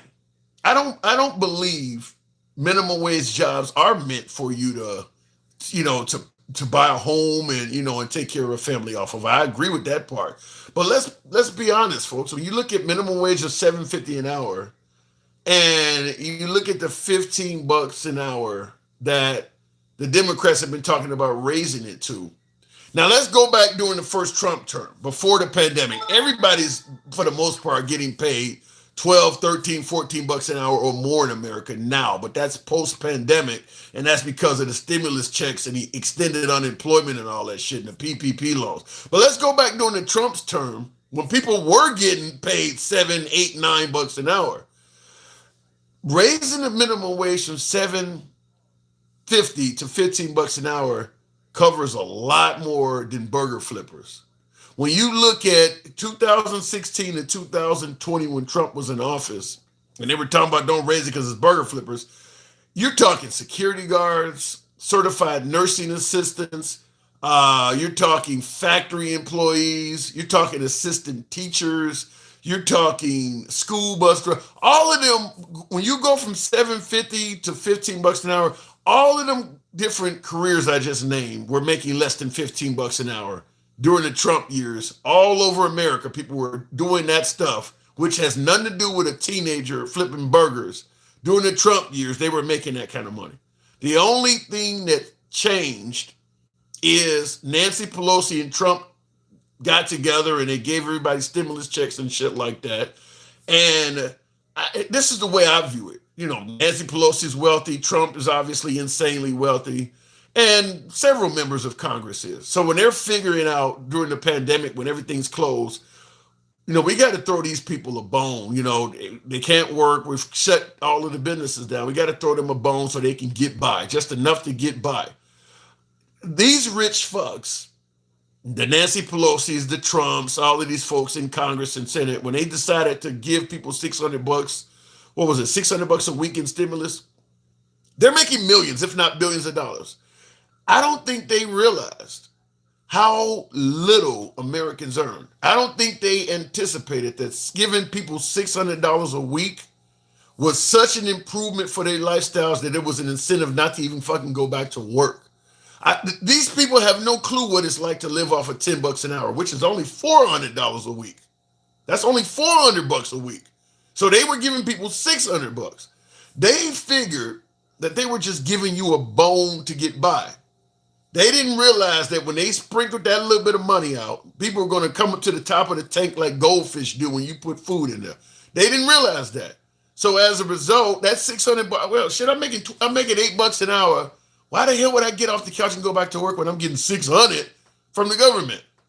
So that is when all of a sudden people were no longer getting paid $7.50, $8 an hour, because now once the pandemic ended, to incentivize people to come back to work, you can't pay this dude $8 an hour no more. He don't got used to getting 600 a week. That ain't shit to him now. He ain't gonna be worth the damn at work. What you only giving him what is $8 an hour? Like $320 a week? That's barely half of what they were giving him. I don't believe that, like I said, those rich fucks like Trump and Nancy Pelosi, I don't believe they ever realize exactly how, when you're that high up, you don't realize how little Americans are earning. I mean, you might go out with, somebody on a business venture and blow more at a steak dinner than this person makes in a month. They just don't even realize how low a lot of people were earning. And that's why people now are not getting paid $7.50, $8 an hour. It ain't got shit to do with a great economy or any of that. It's that they gave stimulus checks to people and didn't realize that, damn, this is actually more than this guy's making. And multiply that by millions of people, and that's why now all of a sudden the jobs are paying more. But keep in mind, because they didn't actually officially raise the minimum wage, under the wrong circumstance, there is a possibility salaries could go back down to that shit, because it is still officially, legally, you can pay somebody that fucking low. Now, I vehemently disagree with my last caller by saying raising the minimum wage doesn't matter and all this other crazy. I absolutely believe it matters. If the minimum wage, raising the minimum wage doesn't matter, then why have it? It's there for a reason. Every civilized country on earth has one. It's there for a reason. So why keep it the same for 20 years? That is a giveaway to big business. They use small business as an excuse. If you raise minimum wage, you're going to hurt small business owners. Okay, then why the fuck is Walmart enjoying the privilege of not having to raise them? Okay, if you're going to say it's going to hurt small businesses, then damn it, make it only apply to small businesses. There's no excuse for why Target's minimum wage is not going up. They got dozens of stores all over the damn place. So that's one where I will certainly say Democrats are far better, in my humble opinion, of provisions and protections for the American worker. I don't think there's any American worker. How many American workers don't think a raise is good for them? I don't want to hurt my boss. Keep my salary low. I don't get it. Looking in the comments, it will boost the economy. Corporate greed hurts everyone. It doesn't hurt the greedy. They've been doing pretty damn well off of it. And that's why I was pushing back with my last caller, suggesting that if you raise minimum wage, they're just going to raise the price of everything they sell you. But then when you ask, well, they kept minimum wage the same for the last 20 years, then why hasn't the price of everything they sell you remained the same? Fact is, they're going to find a way to charge you more for shit no matter what happens with the minimum wage.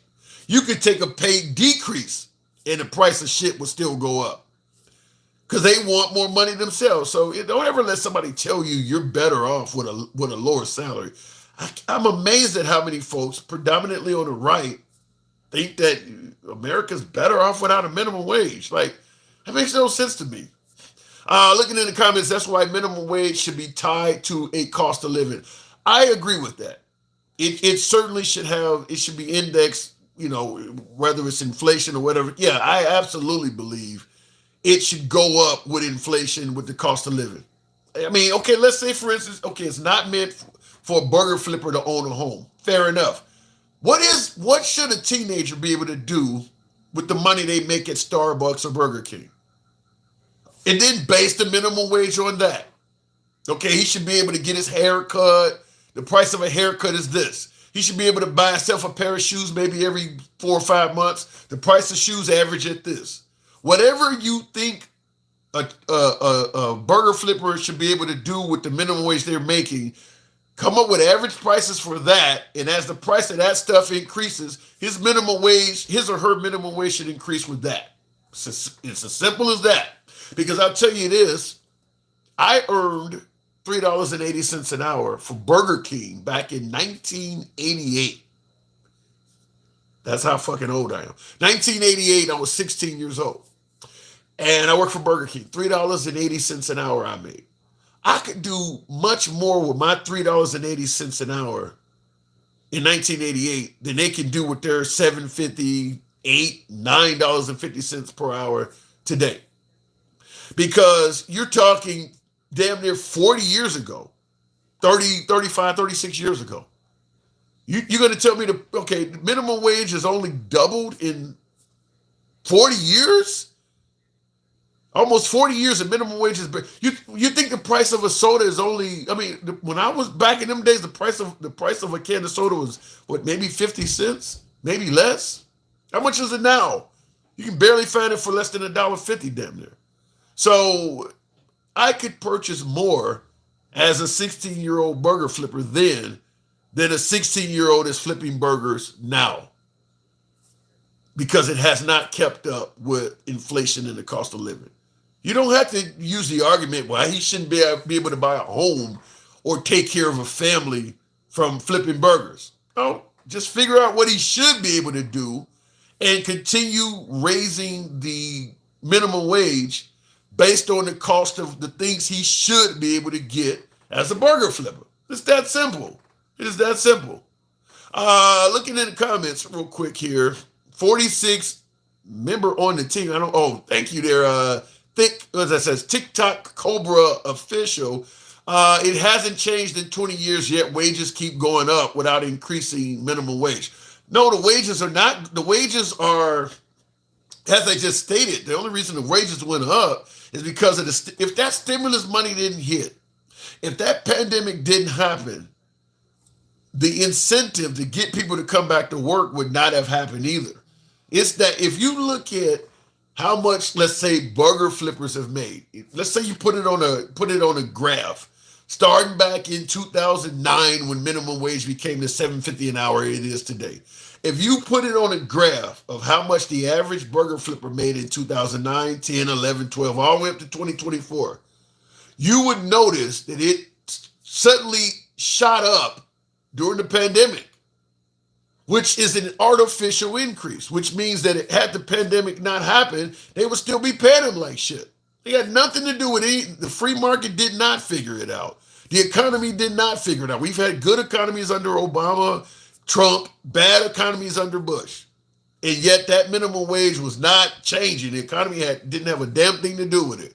The only reason the pay to burger flippers shot up, if you looked at a graph of all of those years, you would notice right when the pandemic, all of a sudden now they're getting paid a lot.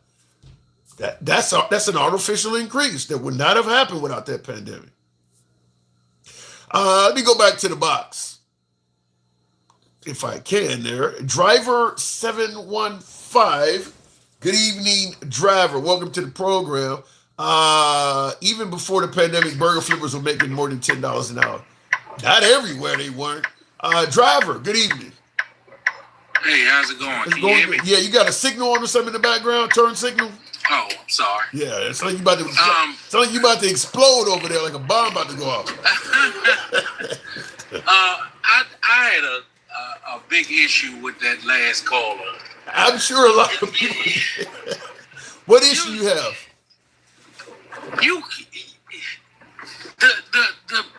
The companies are making a killing. Millions and millions a killing every year. How can you say I'm just gonna keep the same wage, and they raising prices? You know, you go to he go to McDonald's and he bought the burger 3 years ago. He's been working there 3 years. And he buying the burger for $3, and now McDonald's raised the price to $4. But his wage is not going up to be able to afford the $4 burger now. And he just saying it's okay. I'll just go home and make it. You know, I can't even afford the burger. You know, it don't make no sense. You out here to make a living. It's not about the companies just continue to keep all the money and we the ones out here making them the money. I think the reason, from my own analysis of this, maybe I'm wrong. You or anybody in the comments can correct me if you think so, but I tend to believe that the right side of the aisle, the Republican side of the aisle, is more focused on helping and protecting big and small business because they believe they create jobs and it has a trickle down effect. And the Democrats are more focused on helping the actual worker because they believe the worker will spend money and stimulate the economy. But I think that they focus on the exact opposites. If you're hearing somebody talking about helping small business, helping big business, it's usually a Republican. When you hear people talking about helping out the worker, it's usually a Democrat. I've never been at a company that had a successful year and they say, we just gonna give everybody a raise this year because we did so good. No, you gotta go in there, and especially if you're not in the union, you better go in there and say, hey, we did good, right? I need some of that money that y'all made. Yeah, usually what happens is when they have a really good, successful quarter, they get they get a bunch of stock options and rewards, and you get a pizza party. You get a couple slices of pizza. That's usually what they do. But real quick in the comments, before we continue on, Driver, NBCJC says Democrats only want to control your life. I guess you haven't heard about the Christianity in schools or rolling back Roe v. Wade and telling women what to do, huh? The only Democrats want to control people's lives, huh? I think you might need to look into that. But yeah, Driver, I don't get it. I mean, people think you're better off getting paid less. I don't. I mean, I've been driving trucks for going on 29 years. Wow. I don't want to make the same money that I made 29 years ago. I mean, it's crazy. Yeah. And that guy, the last guy, I really don't think he said he owns a small business. He is not giving his employees no type of raises. If he believes in that, yeah, that would be bad. Yeah. I don't care how successful he is. He's going to keep it at $750, regardless of how much money he makes. Yeah. He's not. I mean, it's crazy. I just don't understand how companies. The company that I work for, every year, we in the black. We in the black. I mean, we in the red. In the red. You know, we don't know. We don't know if we're gonna make it. But you constantly buying trucks, trailers. You know, and I'm doing almost 3,000 miles a week. So you're doing good. And see that's why I said earlier that you're always better off in the union, because that type of sob story for a successful company, unions ain't gonna let you keep giving sob stories like that. They gonna go on strike if they can. If a union, union can prove the company is profiting, these sob stories for why you can't get raises ain't gonna work. That works in the free market. Yes, yeah. I just don't understand. That's all I had. I didn't want to. I just was listening to the guy, and I was like, yeah. I mean, what? He probably started his business from, getting raises and getting opportunities to make more money. But now you want to cut it off and say, okay, I'm not doing that for nobody else. That's crazy. That's how greed can work, man. That's how greed works. Yeah, it's crazy. Well, thanks for letting me up. I didn't have too much. I'm about to shut it down for the night. All right, man. Get your rest so you can get those hours. Appreciate it. Thank you. All right now. All right. And moving on with the program, if you raise minimum wage to $15, my employee is still getting $20. Well, Maga reacts if you're trying to make it sound like you're a generous employer rather. I'll submit this to you. If all employers were generous, you wouldn't need a minimum wage. The reason you have a minimum wage is because there aren't enough employers out there that want to pay people as little as possible. There's a ton of this. There's plenty of that out there. If all employers were nice people, yeah, we wouldn't be dealing with this. I mean, I don't care if it's your wage. I don't care if they're getting rid of your health insurance and replacing it with cheaper United Healthcare because they know they're not gonna actually meet any claims, so they charge them less. I mean, just literally across the board, everywhere you look where employers are not forced to do the right thing, they tend not to do the right thing. There's a reason why OSHA's created. There's a reason why labor laws were created. There's a reason why minimum wage was created. They didn't just come up with this shit out of the blue. It's because employers were not treating people right. So when you freeze the minimum wage for 20 years, guess what's likely to happen? People gonna start getting paid less. And that's exactly what happened. The minute you roll back any protection for employees, the employers are going to stop protecting employees in that area because they save money by doing that. As I stated, let's say Trump comes in and he rolls back regulations. You don't have to get a permit to do this. You don't need to be inspected to do that. Employers are going to start cutting corners in those areas until you have something like Palestine, Ohio. You have some kind of major disaster and they realize, well, shit, in this particular area, maybe we need to start regulating again. But regulations came for a reason. I mean, Trump talks about how, you don't like the EPA, Environment Protection Agency, you don't like the CDC, or you don't like the FDA. Them companies didn't come up out of no fucking where. The FDA, Food and Drug Administration, that company was created because somebody was probably selling people snake oil and telling them it was a cure for cancer. Same thing with CDC, the Center for Disease Control. People will lie even if it means your fucking life, if they can make an extra dollar. Why do you think that CEO just took a few bullets in the back in New York?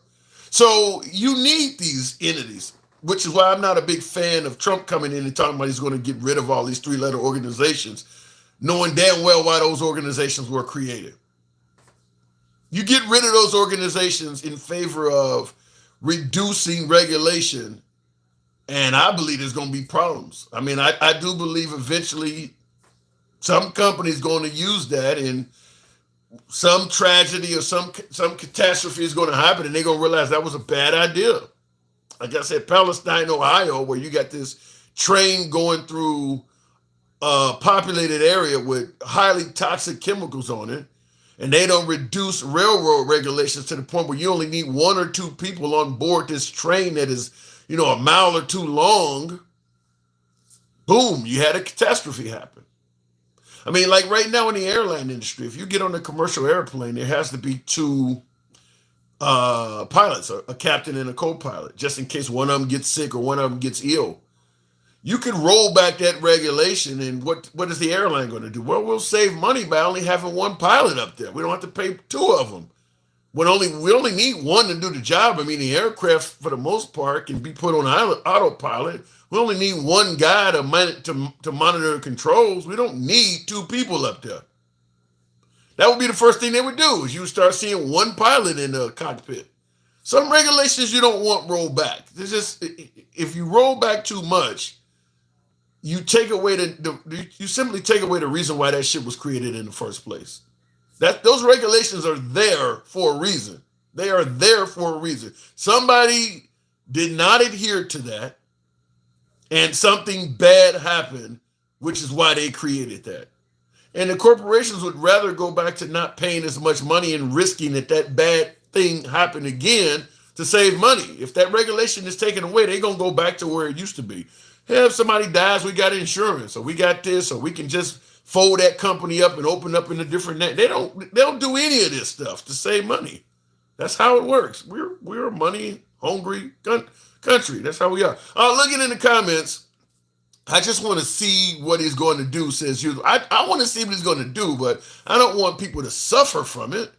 Do you support Trump, says Butter Basket? I didn't vote for Trump.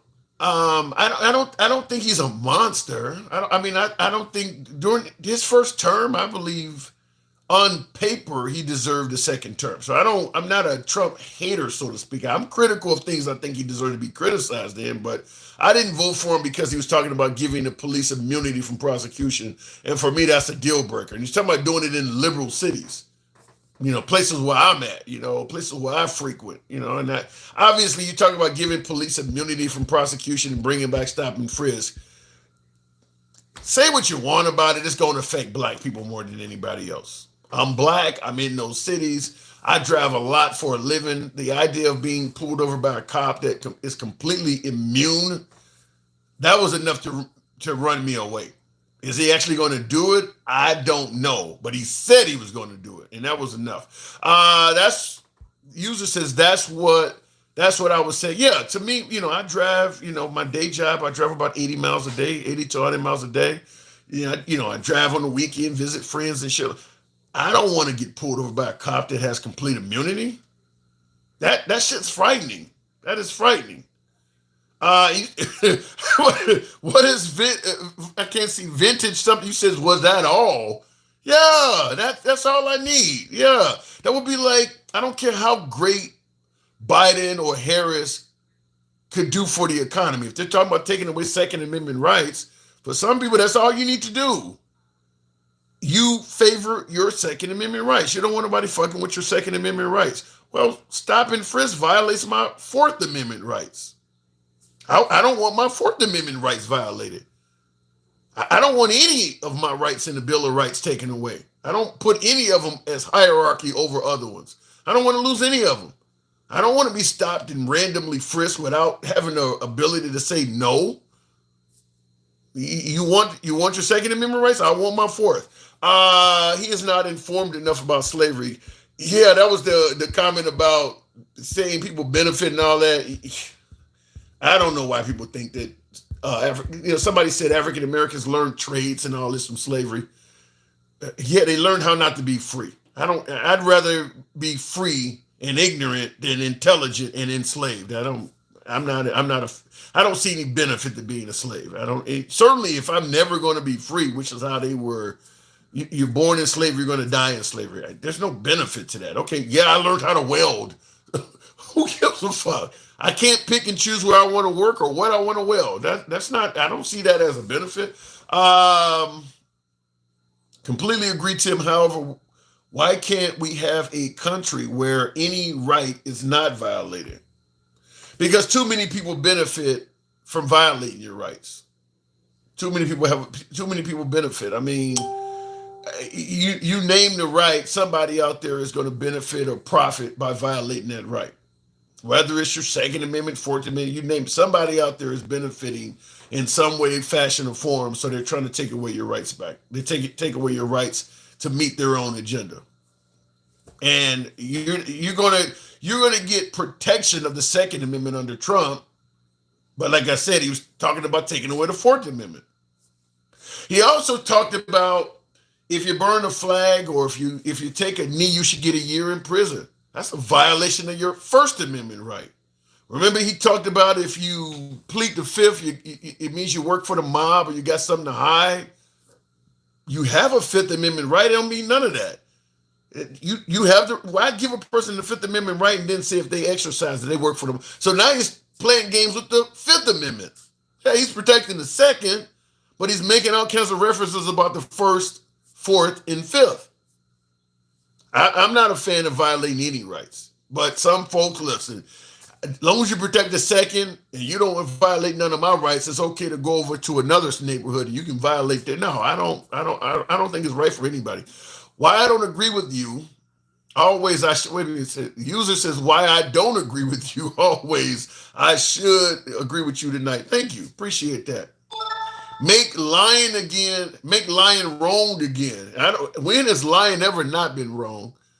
Or not have. Now, I get some folks who point out that Trump may tell more lies than other politicians, but they all do lie. I mean, read my lips, no new taxes, George H.W., Barack Obama, if you want your doctor, you can keep your doctor. George W., they got weapons of mass destruction. I mean, I'm just giving you the last few presidents we've had. They all have told lies. I mean, that's just part of the game. The reason Trump is viewed as somebody who tells more lies, which I do believe he definitely tells more lies, he talks more. He held rallies all throughout his presidency. Biden don't get in front of the camera like that. Obama didn't even get in front of the camera like Trump does. He gets in front of the camera and says and talks all the time. Plus, he likes to ad lib. He likes to ad lib and just talk about shit. Well, that's plenty of room to lie about stuff. In fact, I think he was just on the other day saying he knew. I think it was the Meet the Press interview. He said, I know more about judges than anybody. Based on what the fuck is that? You don't know more about judges than anybody? I mean, he said that during the Meet the Press. I mean, that's call it an exaggeration, call it whatever you want. But he said he said before he knows more about COVID than anyone. He said he knew more about the war on the ground than the generals he uses that phrase, I know more about this than anyone, believe me. You're lying when you say that. And he says that often. And then he'll go from rally to rally to rally to rally, saying that same phrase. Just like you have a comedy show, you tell the same joke in different cities. Well, he does the same thing with the rallies. That's why when people say, well, he's lied 30-some thousand times. Well, often it's repeating the same lie at multiple rallies. Once he's like the Haitian migrant thing, he went around repeating that a few times. Well, each time it's a lie. Anyway, looking in the comments, Trump pled the fifth. Yeah, and he did it. That is true that he said that when Hillary Clinton pled the fifth, it meant you working for the mob or you got something to hide.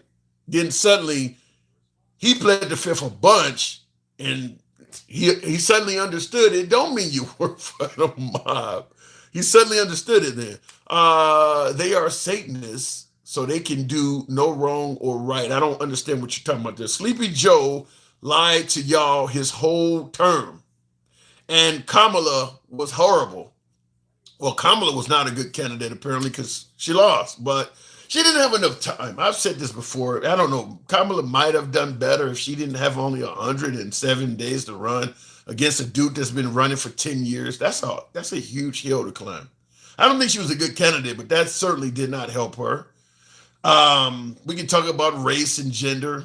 I don't think being black hurt her a lot, but being a woman definitely did. I mean, I talked to Democrats that did not believe don't believe a woman should be president. The Hispanic community, lots of them do not believe a woman should have that job. There's a lot of folks who believe the hierarchy of God, man, woman, child. Democrats and independents alike. So her being a woman really did not help her. Really did not help her. But then again, like I said, only having 100 and some days to run. You heard Tim Walz get up there and say, we got 100 days is easy. We can do this. We can sleep when we die or something like that. He was indicating we don't have a lot of time. And it didn't help. It did not help. And I believe her not being a good candidate is probably the main reason she lost. But like I said, her being a woman, probably number two, being black didn't help her.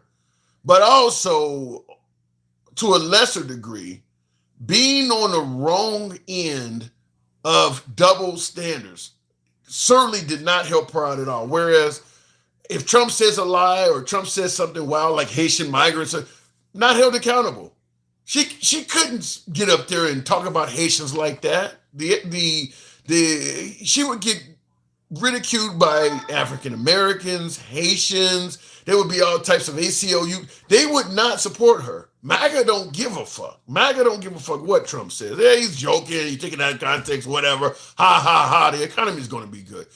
She's on the wrong end of all sorts of double standards. There's all sorts of things that Trump said and could say and get away with that she would never have been able to do. So as a result, she ended up losing. I mean, she's being held to a much, much higher standard. I would also say one thing I often say is it's a lot easier to be a Republican politician than it is to be a Democrat politician. Fact is, if you are a Democrat politician, you gotta give a seat to the table for a lot of motherfuckers. Muslims, the LGBT community wants a seat at the table. The blacks want to be heard. The Hispanics want to be heard. The women and feminist groups want to be heard, which is why Kamala Harris was trying to support Israel while addressing the pro-Gaza crowd. Trump don't give a fuck about Gaza. Get the hell up out of here. Israel can do what the hell they want. I hope they finish y'all off. Trump don't give a fuck. So the Democrats got to give all these people a seat at the table. The Republicans, straight white males. That's it. That's it. Straight white Christian males. The whole campaign is designed to adhere to the request, wants, and desires of straight white Christian males. Everyone else, even the conservatives that are black, if you listen to what they're fighting for, it sounds like straight white Christian males. Listen to what Tim Scott is concerned with and tell me what's different from what Tim Scott or some of the other black. It's the same. So only one person has a seat at the table if you're a Republican politician. As long as I can appease straight white Christian males, I'm going to get the nomination. Democrats got to listen to all these other folks. So it is much easier to be a Republican politician than it is to be a Democrat politician. But that's also why the Democrats, with the exception of a few times like this one, they tend to win the popular vote because they are listening to all of those groups. So anyhow, I do appreciate the 74,000 likes on the thing. I want to say in the comments, are you sure you ain't no news anchor? User, no, I'm not a news anchor, but I appreciate that. I think there's a compliment in there somewhere. No, I'm not a news anchor. I think that the Democrats protecting the LGBT is going to be an issue every time. True. It will be. And my guess is you won't hear about the transgender community during the next campaign. In fact, let me just say this. I think Trump and the Republicans did an excellent job branding issues that were negative to Democrats that Democrats were not really even running on. Like, for instance, defund the police. There's no major Democrat politicians that were promoting defund the police, yet they were pinning that on Biden and shit like that. Biden has made it clear he's never been for defunding the police. Same thing with the LGBT community and trade. Kamala Harris wasn't running on transgender protections. She wasn't. There's no major policy statements where she's on stage talking about she's going to do this or that for transgender. They kind of just branded her with that. And it worked. It worked very well. Her campaign was damn near center right, if you ask some folks. She wasn't running on that. So I will give the right credit because they were able to brand the left with some pretty far left stances. Like, for instance, the transgender reassignment shit in prison for inmates or whatever. Kamala Harris never ran on that. In fact, the availability, hormone blockers or whatever the medications is that is available to inmates, that was available under the Trump administration. And Kamala Harris was questioned about it. And she said, I'll follow the law. What will you do in regards to, I'll follow the law. If the law says they can have access to it. That's what she said, is I'll follow the law. She didn't say she was going to be allowing sex changes in prison and all of that. They branded that to her successfully and literally beat the shit out of her with it. So that's how politics works. But she didn't run on all of these. A kid can go to school one gender and come home another. There's no quotes or clips from Kamala Harris supporting no shit like that. They branded the liberals with that. What successfully happened is radical liberals out in the wild blue yonder, like they'd go to the ends of earth to find one radical liberal promoting some wow, and they branded the whole fucking party with it. Such as Trump saying that, a woman could give birth and they would put the baby to the side and the doctor and the mom would decide whether to terminate it or not. No liberal is running on that shit. I mean, you might find one in some pocket somewhere in some far reach of the country, but the Democrats ain't running on that. But it worked. I mean, Trump got on a stage at a debate and said it, and people believed it. So, I mean, I got to give a guy credit. He was able to politic. He was able to do some really good politicking.